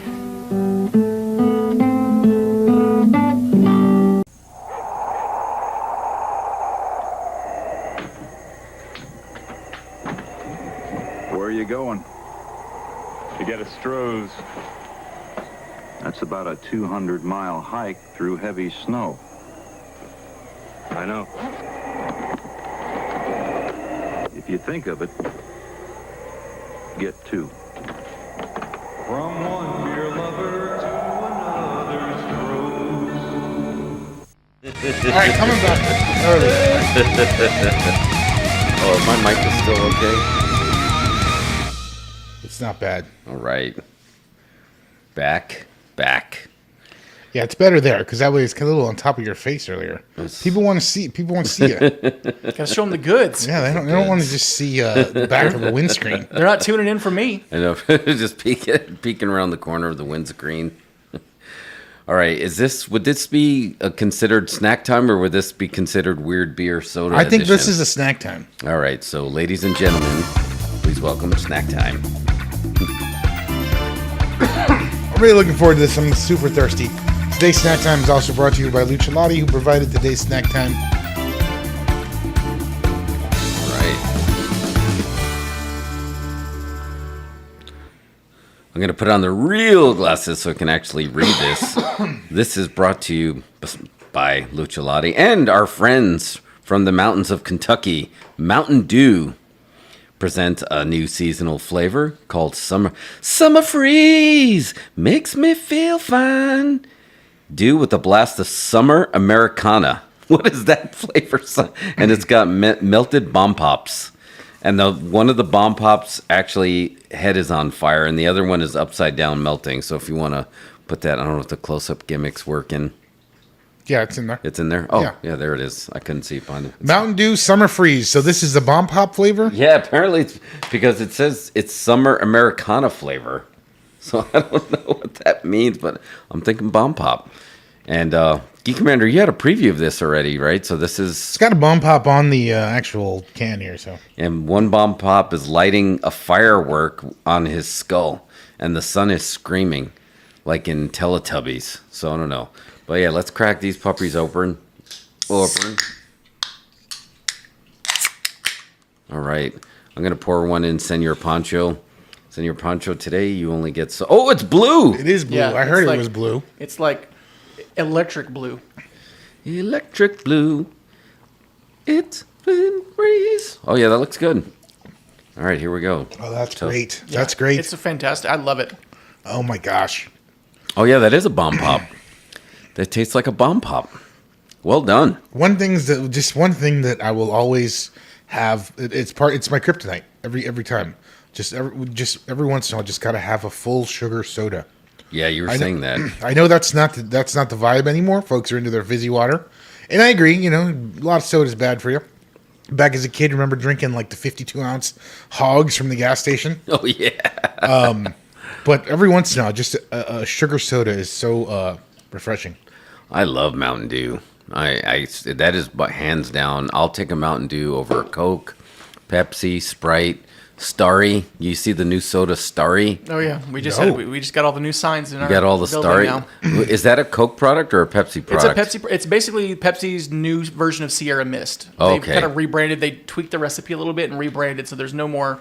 I mean, there's still Sierra Mist, but they're no longer pushing it out. Starry is the new version that they're putting out. And they cut a deal with the NBA. Like they were all over the NBA. I was just like, what is this? And then I realized, because it's always been Coke versus Pepsi, but I feel like Sprite versus 7-Up never became a war. Starry hits different. Starry hits different. I didn't know it was like Sierra Mist. Sierra Mist is good.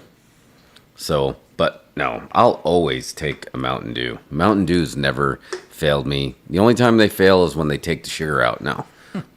I want the one with the throwback bottle where it's got the guy with missing his teeth and it's like, we put 3 times the amount of sugar in there.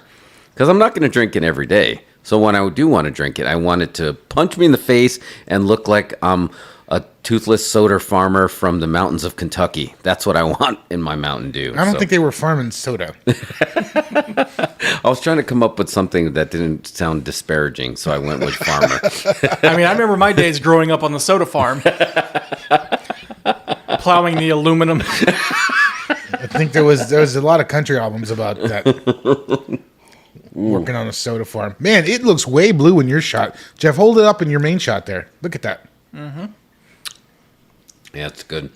Anything with that much color is absolutely healthy. Yeah. You could easily mix that up with floor cleaner. Yeah, exactly. With a little bit of Fabuloso, and you could have a tragedy on your hands. Confuse your friends. Drink it out of an empty Windex bottle. Yeah. Just show them, like, I'm not messing around. Right now, like the way you've got it in that glass, everything, it looks like that when you go to the barber shop and they've got it all in all their tools. You and just put some combs in there. You could do a little Amazing Jonathan gimmick where you're drinking the just Windex. drink it out of it. Or put some of this in your friend's Windex bottle, and when he tries to clean his windows, he's going to get them all full of Mountain Dew. Now that's a Mountain Dew commercial right there. You just swap it out. This is brought to you by our friends at Paz. Is that the name of the company that creates the dye for Easter eggs? Yeah. Paz? This is definitely a Paz soda. Shout out to Paz for always including that little wire hanger thing to dip your eggs. Yeah. Oh, yeah. Did you ever use that thing? I don't remember. I remember No, we just dip our fingers You just in. dip your fingers in there, Yeah, you right? just But they roll the give you dice. that little wire hanger thing where you can dip an egg. Yeah, but we were hardcore, man. I was always pissed off because I grew up poor, and so like my biggest thing was always wanting the little plastic wraps that you would melt over the egg. And I thought those were like, that was some like 80s rich kid stuff, and I never had that. Ours was always drawing on the eggs with crayons and then dipping it in the color, and then that was your decoration. That was it. Sidebar, can I give a live update real quick? It looks like Thunder Rosa is back on Dynamite tonight. Oh, is she? Yeah. I know they were. Twitter alert. She was going to get some back surgery. Is she wrestling? No, she was not wrestling. She looks like she did a backstage spot. Oh, okay. Yeah, I hope she gets better soon. But she definitely. I've been watching the All Access, and she's been struggling. So Brian, you know what you made me think of when you talked about that? Shrinky Dinks. Did you guys ever do Shrinky Dinks? Mm-hmm. I don't think I ever did them correctly. I did attempt Shrinky Dinks, but they never just turned into a ball of plastic. Yeah, but I just love that somebody's like, you know what kids need to play with? Ovens. You kids take a break from those lawn darts and come play with this oven. Come set this oven to 450. Wait, the oven where we cook food? So are you telling us the Shrinky Dinks are edible? Maybe. Everything's Are edible they? if you put it in your mouth. It's true. That's solid facts. That is hard facts. Oh man. But speaking of hard facts, Mari wanted to give some writer strikes update. We dropped a podcast about this, but the updates are dropping like crazy, man. This is getting serious. Not that it wasn't already serious, but it's business has picked up, if you will. I'm sorry, what now? Sorry, I had a mouthful of blue. Business has picked up, if you will, the writer strike. It's getting crazy now. We're having show. Well, business has shut down, was what you mean to say. Business is picking up by shutting down. Business is shutting down. So we're losing basically what got shut down just now. Blade is off the table. Daredevil has been shut down. Stranger Things 5 is shut down. And right now it seems like Teamsters, you know the Teamsters, right, Jeff? Yeah. Teamsters, they control all the trucks in Hollywood. Fists. It's not a conspiracy. It's not a conspiracy. They just have all the trucks. Yeah. Control all the trucks. So they are refusing to cross any picket lines. So they will not cross a picket line to go to work. So if the writers are picketing to shoot, they're not going to work. Wow. Because they support unions. They support that stuff. See, that's what's a lot of interesting developments that are coming from this, because everyone assumed when we were talking about James Gunn, like, don't worry, Superman's fine. I already turned the script in. But what if you have these other unions that are going to join together with these other unions that are striking and not cross the picket line? Now business is going to shut down again. It was like, think you can do it without a writer? Can you do it without a truck? Right? And Hollywood is nothing but unions like that. So even if they had scripts done, this is going to affect us. Movies were back. We talked about this all year long. Next year, we're going to be talking about movies are gone because there's going to be nothing. There's going to be nothing new dropping. They don't want AI to take their jobs. This is the biggest fight in the history of Hollywood screenwriting. We're at I don't know this. We don't have a This Week in AI segment specifically for this today, but. You know that AI now can scan your brain and turn it into words. Yes. Like legit, you can scan your brain now and process your thoughts into words. We're on the precipice of that. So right now, writers are like, they don't want AI writing movies, basically taking their jobs, and they refuse to work on movies that were written by an AI. You know? Wow. And that's just a small part. Like, I mean, the big thing that which is also could possibly lead to more strikes, is the fact that they just want to cut out the streaming, which they've been denied for so long. But they're not the only ones being denied that. You know, the Actors Guild is being denied royalties from streaming. Yeah. Directors Guild, all that as well. So I think you're going to see it, especially, I mean, you want to see this get resolved the right way, but I think it's also going to open them up to having to cut those same kind of deals. And when you have three very distinct, strong guilds all wanting the same thing, it's not like you can just like, all right, well, y'all take y'all's strike now, and then we'll deal with the actor's strike in 6 months, and we'll deal with the director's strike in 6 months after that. Whatever happens here is going to have to happen to all three. Because they can all be replaced by AI. You can replace the actors and the directors with AI. Their jobs are next. But here's the thing. I understand what they're fighting for, but we talked about this on the show the other day, B-Rose. How do you divide up the Netflix profits? How do you divide up $20 a month from everybody in the world amongst all the streamers? They don't have any records of who watches what or how much gets watched. Like for movies in the theater or videotapes or whatever, it's like they know exactly how many theaters it played in, how many tickets got sold, how much each ticket cost. There's a tracking of the money there. But for Netflix, it's just like, well, they release these vague numbers. It's like so many people watched this show. So how are they going to decide how to split that up amongst all these shows? I think it comes down to willingness, because the idea that they don't know the numbers is no. They know way more than anything else out there. I mean, I think they definitely know more than sharing. That's why they're not sharing it, is because they know they have even more data. They have data that movie studios would kill for. Mm-hmm. And that's what a lot of it comes down to, is they know they have this stranglehold on the data, and data is power, and that's where all the money's going to be. So But I mean, when it comes to that, if Spotify can find a way to get artists a percentage of streams and whatnot, they can do it if they just willingly do it. But we're seeing all these stories from writers where they're not even getting royalties from regular TV shows, like broadcast shows that they were working on weren't getting done properly. And the studios have basically said, yeah, it got too big that we haven't been properly doing it. And so you're having a lot of writers who aren't even getting full paychecks from stuff they did on network TV. And so it becomes a matter of, are they willing to actually do that? And then they've shown they really haven't been willing to. It can be done, but it's going to eat into their profits, which is why they don't want to do it. Yeah. Well, right now they're at a point where, because I was hearing about how now, because of the strike, these studios and whatever the streamers, the contracts that they have with creators and people who were going to do content for them, those can be dissolved now, so they can rip up all their contracts and start fresh. So they have no obligation to them to pay them anything at this point if they're like folks who were already contracted to do stuff for them. Wait, so they consider this breach of contract? They consider this a force majeure that's written into the contract. This is force majeure. So because of this, they can dissolve the contract that they have with the folks that they booked to do stuff. So it's. I don't think this is going to be resolved easily. I could get real messy. Like I said, the Teamsters, they said they're not willing to cross the picket lines once it gets to actors and directors, whoever else wants to jump in on this strike. But again, for this to get a proper solution, yeah, it takes a willingness, like B Rose says, but they have to figure it out and figure out a structure for paying. Somebody compared it to that Mickey Mouse commercial where they're slicing up a bean. He's slicing up one bean to feed his family. Oh God! It's a similar thing, It's like how are you going to divide?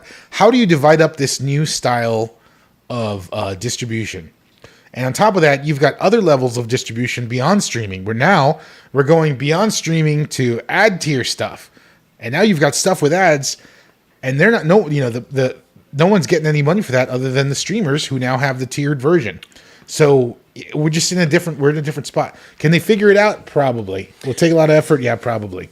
I think the big issue is scalability because, like, for instance, I'm in marketing, and when it comes to like advertising, so if I run a bunch of ads, at the end of the month, I have to submit my receipts of like how much I paid for all these things, and I have to code them to a specific type of ad, where it was placed, and to which location it went to, and things like that. So I have to physically go through and say, I spent this $450 on this ad. It was for this campaign, and it went. This portion of that goes to this. This portion of that goes to that. I have it easy because I have two places to divide it between. When you have hundreds and thousands, it's going to be harder. But you also have so much data to be able to do it. It's really just going to take someone. Basically them saying, all right, we're going to have to pay someone to build the BI tool to actually make these calculations, develop the algorithm that's going to calculate all this, and just physically do it. And they just really haven't wanted to because they've been happy to be able to say, like, all right, well, we're just going to give you $5 a month on this check instead of, you should be getting $19.34 this month and things like that. And so with automation being the way, that's really where AI needs to come in. You let AI do the algorithm and do all the calculations for you to figure that kind of stuff out. Yeah, that makes sense. Why they don't just have them do the accounting instead of the creative? Well, what's funny too is because bringing it around, even though we've already gone past it, bring it back to Guardians in a way. One of the central things, and I don't. Maybe it was a hidden message, maybe it wasn't, but there's a good argument about the use of AI in Guardians because the High Evolutionary.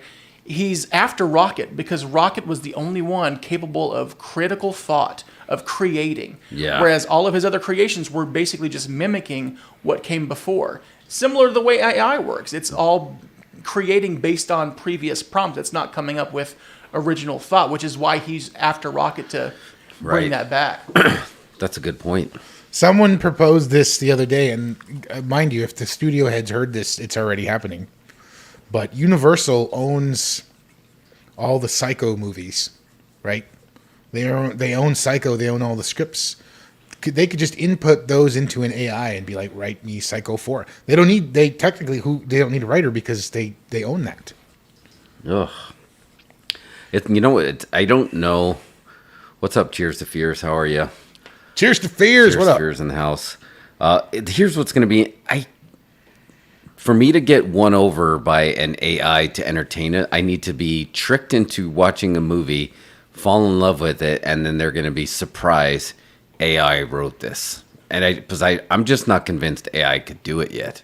But then I haven't had any conversations with ChatGPT. I'm positive an AI could have written Quantumania. Really? But I mean, it could write a movie, but can it write a movie that you love? Or are they not? Is that not the goal anymore? They just make a little bit of money. They don't want you to fall in love with the movie. They just want you to show up opening weekend. Yeah, and that's all they want. I just don't know if I can. I'm not convinced. I'm not for it. I'm not proposing that it's a good idea that AI should start writing movies. I'm just saying that there's a room full of agents and studio heads right now that are already doing it. Yeah. And we're going to get that. What you just described, you're going to get that in about 9 months. And it'll be like, here is this. And then surprise, an AI wrote this. Oh. And you'll see that because that's happening right now. I guarantee you, they have rooms full of interns talking to ChatGPT constantly, churning out different variations of whatever scripts they got. Well, you bring up an interesting point, but think of this. So, like you just said, Psycho. You know, we already had Anthony Perkins Psycho 2. What if you said, write us Psycho 1.5, but use a young Anthony Perkins who's already gone, so he couldn't be in it anyway. Is that going to be a thing? Now you're going to go back and revisit properties, like you said, that they fully own, and actors that maybe all they need is the likeness, and that's going to be a completely different business model. Well, I'll take it even further, man. You can get the AI. The technology's not all the way there, but it's getting there fast. Write the script, then also create a virtual likeness of Anthony Perkins to be in the movie that the AI wrote. Which we've already done. We've already had Rogue One, and we got doable. Peter Cushing. Once they figure out how to make it eat correctly. But have you seen, like, there's the app, I was going to get it for the Incredibletron just so we could play with it. I think it's called Wonder. But you can just describe a photo and it will create that photo for you. Create the image.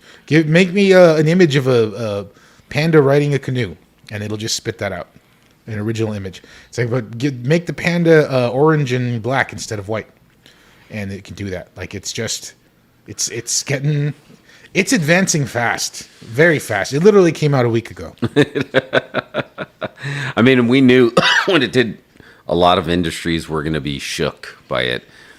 And I didn't realize how we've known it, right? We know developers that are using it to write code, and it's going to probably make better code. But that's one thing. But again, like you were talking about, B-Rose, entertainment involves a little bit of critical thinking, a little bit of emotion, which it hasn't created its own emotion yet.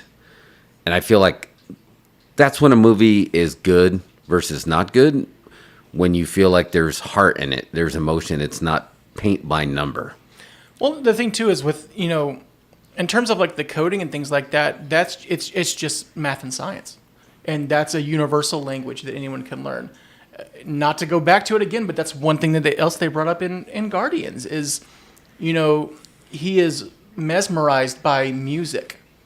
Like he's done all this experimentation of it, but like the music is what's captured his attention and things like that. And so art is something that's not a universal language in that way. And so I think AI, especially when it comes to things like that, I think there's definitely a lot of benefits for it, but I just don't know if I see it. I mean, they'll be able to write scripts. They'll be able to create images and graphics and even video. My worry is, are we so easily pleased that we won't be able to acknowledge inferior quality? Yes, exactly. That's my point, right? Because I have seen people lining up for days to see a Transformers movie. And not that they're the worst films ever made, but that's not like, I'm never going to call it high art, I guess Right. you would say. So I remember working at my previous job, and I had been talking to someone about Marvel and Star Wars, and they brought up how Transformers: Revenge of the Fallen was the greatest movie they've ever seen. What? And I was like, what the hell are you even talking about? But there are a lot of people like that, and it's not, I'm not going to crap on them because you like what you like. But I think if you become too accepting of just what is easy and what's there, and I think you can kind of put that to filmmaking specifically and just in general.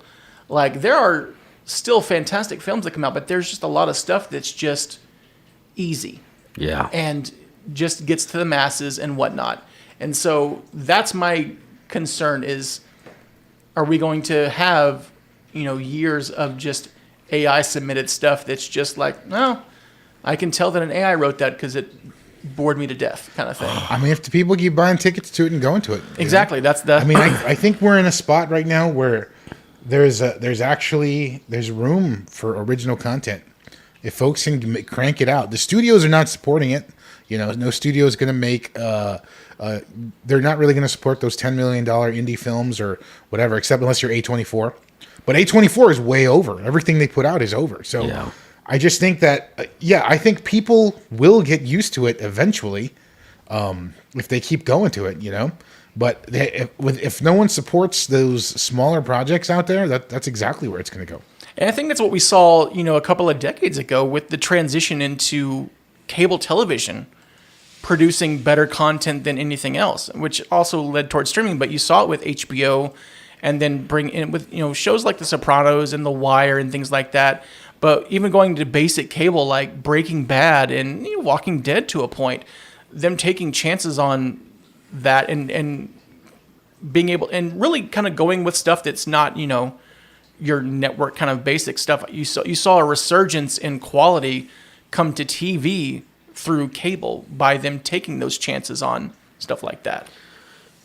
And you just hit the nail on the head. And usually Hollywood is notorious for never wanting to be first, always wanting to be second. They're going to be able to make this stuff is going to be highly profitable if you spent no money having a bunch of AI generate everything and just get it out there. It's going to be a low entry. So even just a little bit of money is going to make it profitable. And once it becomes profitable, that's when it's going to become the norm for business. Are you going to have AI Hollywood versus traditional Hollywood? And then people are going to be willing, well, you got to pay more to see this film because it was written by a human and these are real actors. So you have to pay a little bit more. Is that going to be like the Whole Foods theater where it's like, this is a little bit, you're paying a little bit more because you're getting a little bit more of a craft rather than to just churn it out? Well, I think you're also going to see, like, the way I see it going is, to start off, you're going to see these, a film that's been written by AI, and they're going to try and make it, and no one serious is going to want to be in it. So you're going to have to go to, like, a Kevin Sorbo or a Dean Cain who's just human garbage and is willing to take any paycheck they can get. And you're going to have those movies because they don't care about it. They're going to stick it to Hollywood any way they can. You're right. And you'll see them in, 147 films a year. Oh, my gosh. I think it'll be some indie filmmaker that'll make an AI movie and submit it to festivals, and then it'll get over that way. And then studios can pick it up and be like, oh, this works. Let's get the AI director and we'll make him make our AI movie. That way they don't have to blame it on us. Hey, can you make us AI Quantumania too? Now, for the first time, remember, I am a little bit... Well, again, people have always been heralding the death of movie theaters, and clearly they're still here. But now, for the first time, now you're like, it's very murky looking.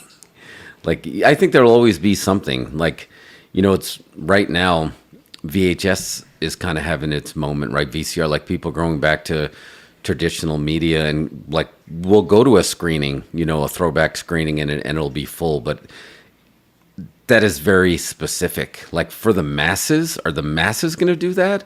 Or are the masses going to go with something that's a little cheaper but AI generated? I think it's going to come down to if it gets legitimized or not. if the studios legitimize it, then it's going to be, there's a reason why we don't have a lot of deep fakes being used right now, because of it hasn't been legitimized yet fully. And so I think that's been kind of why you haven't seen a plethora of that, because of the legalities and the morality of it all. And so I think that's going to be a similar thing with AI. Is it going to be legitimized by studios taking that? Because then you are going to have the trade-off of, well, you're not going to have people wanting to be, you're not going to have people who want to act in your movies other than lower tier people.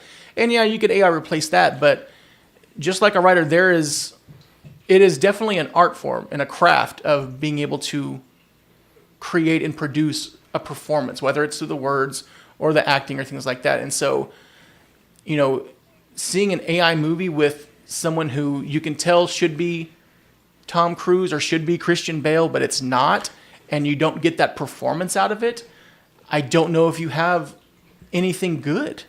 Yeah. Oh, man. I don't think it's the death of movie theaters. I think it's just the death of movies. That's what's impending. That's what's been impending for a while. Theaters? No, movies. Oh, movies. Not theaters. Theaters will be around because theaters are a place to go, whatever it is they're showing in there. But movies as a format, I think, is what's dying. Wow, that's terrifying. And what happens to take it to another step further? What if Johnny Five is alive? Then are you discriminating against another created creature? Now you're getting into serious moral deep water for sure. We won't know. Like what a fantastic movie. Speaking of movies, with Robin Williams, right? With Bicentennial Man. How good was that? You'll get to the point where to say that they have conscious, then are you discriminating by saying, no, you're not human, so I'm not going to go see you? Like, Mario, you were joking. You're talking about all of a sudden when the AI is going to come, put in the input, hey, where's my cut? I wrote this. Yeah. But on the other side of it, what if Johnny Five is alive and you're like, no, you're not going to go see this movie? Honestly, the two films that I don't want them showing AI is Short Circuit and Terminator 2. Yeah. I don't want them letting AI know what we think is going to happen and giving them those ideas. Oh, they're already on the internet, though. But so I know. That's what I'm worried. Someone's going to feed the script of Terminator 2, and then it's just going to be like, oh, well, we know what y'all are fearing in The Matrix. Oh, yeah, that's another Keep those one. 3 movies out of AI. Anthony said the silence is the desire, the silence that erupts like that perfect Jaws scene. Again, right now it's very murky, but I think it's going to start to come into clear really quick, and then lines are going to be drawn and decisions are going to have to be made. But this is dangerous times for the Hollywood system. They're going to have to, how are they going to pivot this time? They went from the studio system to a little bit more independent, to a little bit more maverick. What's it going to look like? What is Hollywood going to look like in 10 years? If this isn't sorted out properly and they go the route of, I will replace you, like you said, the Hard Times promo, a computer took your job, daddy. That's Hard Times. What's Hollywood going to look like in 10 years if a computer took your job? I don't know.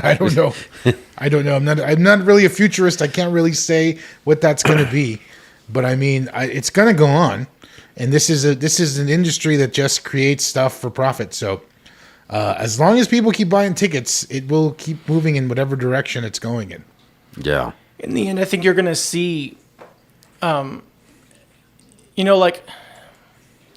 like saying if AI comes around, is Quentin Tarantino never going to make another movie? Granted, he's probably going to retire anyways. But who knows? Maybe this will change his mind. But there are people out there who are like, you know what? No, I'm still going to make this movie because it's what I have to do as an artist.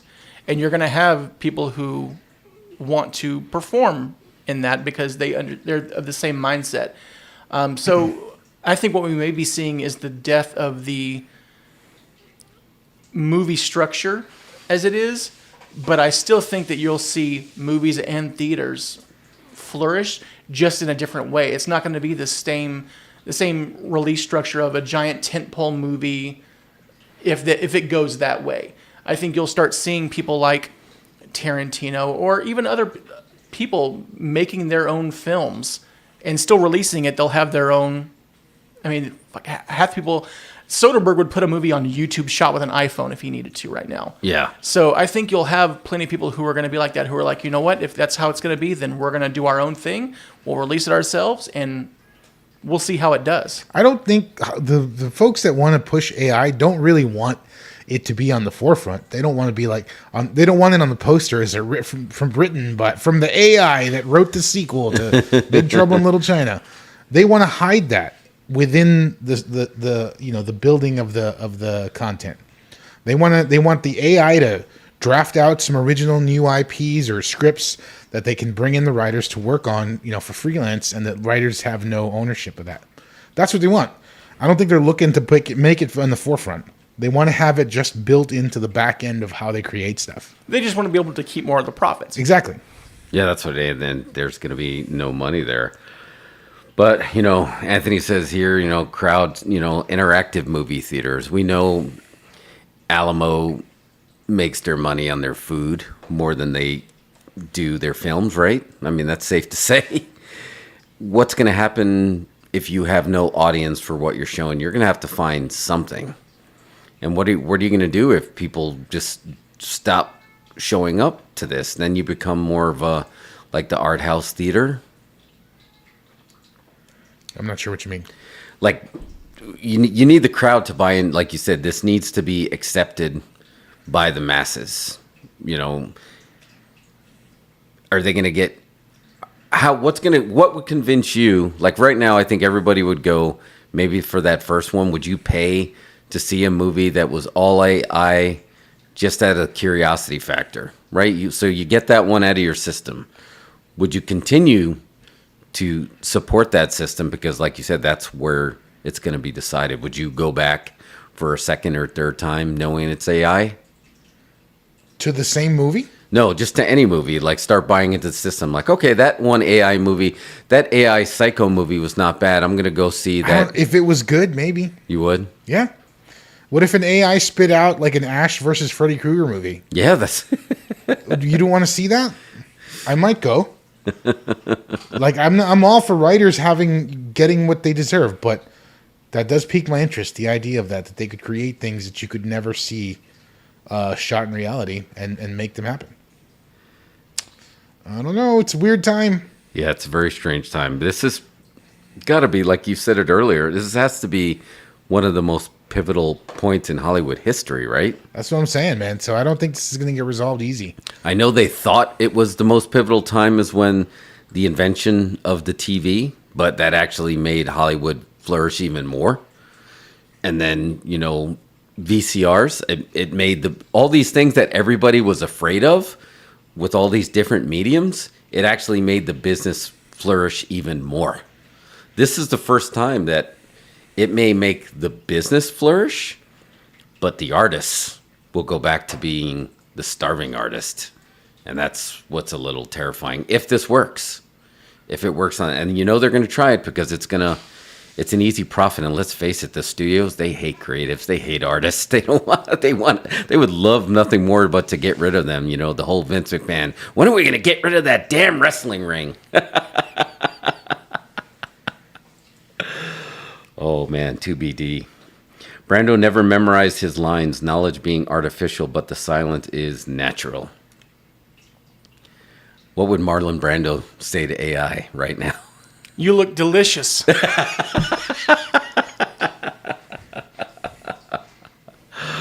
Oh, man, let's pivot to our go-home spot.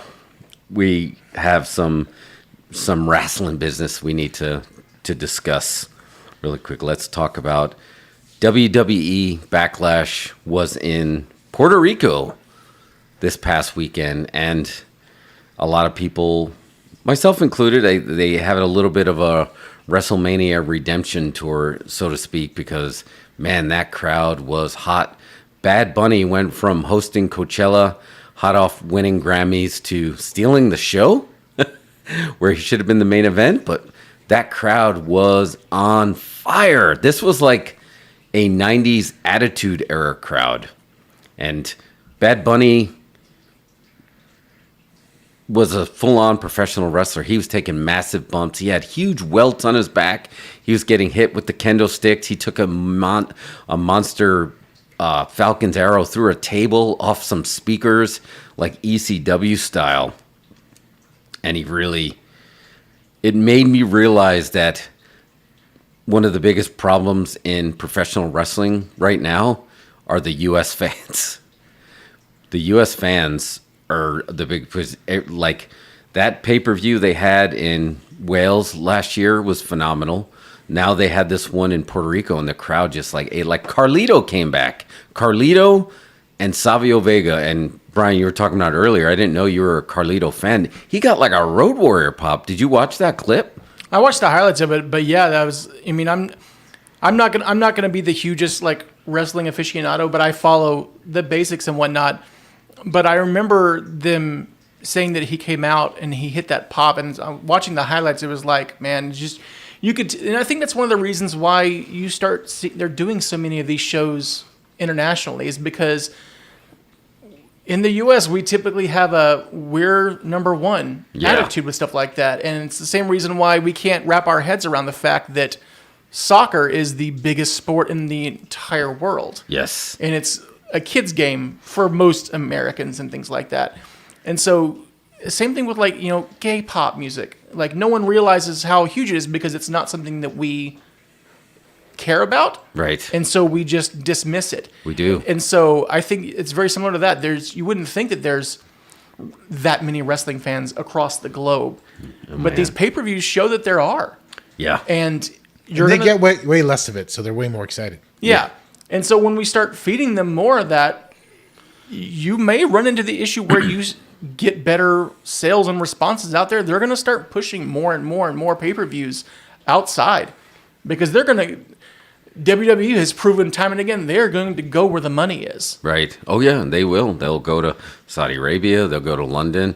Here's the thing. I mean, AEW can't even fill up the Cedar Park Center, and they just sold 16,000 seats at Wembley Stadium for a show that hasn't even had a card announced yet. I think 30,000 is what they sold. Really? Even more? Either way, I mean, that's still an unreal number. So they're putting the world in a lot of these world wrestling. And Puerto Rico should, like Zelina Vega, she doesn't get any kind of reaction when she was here.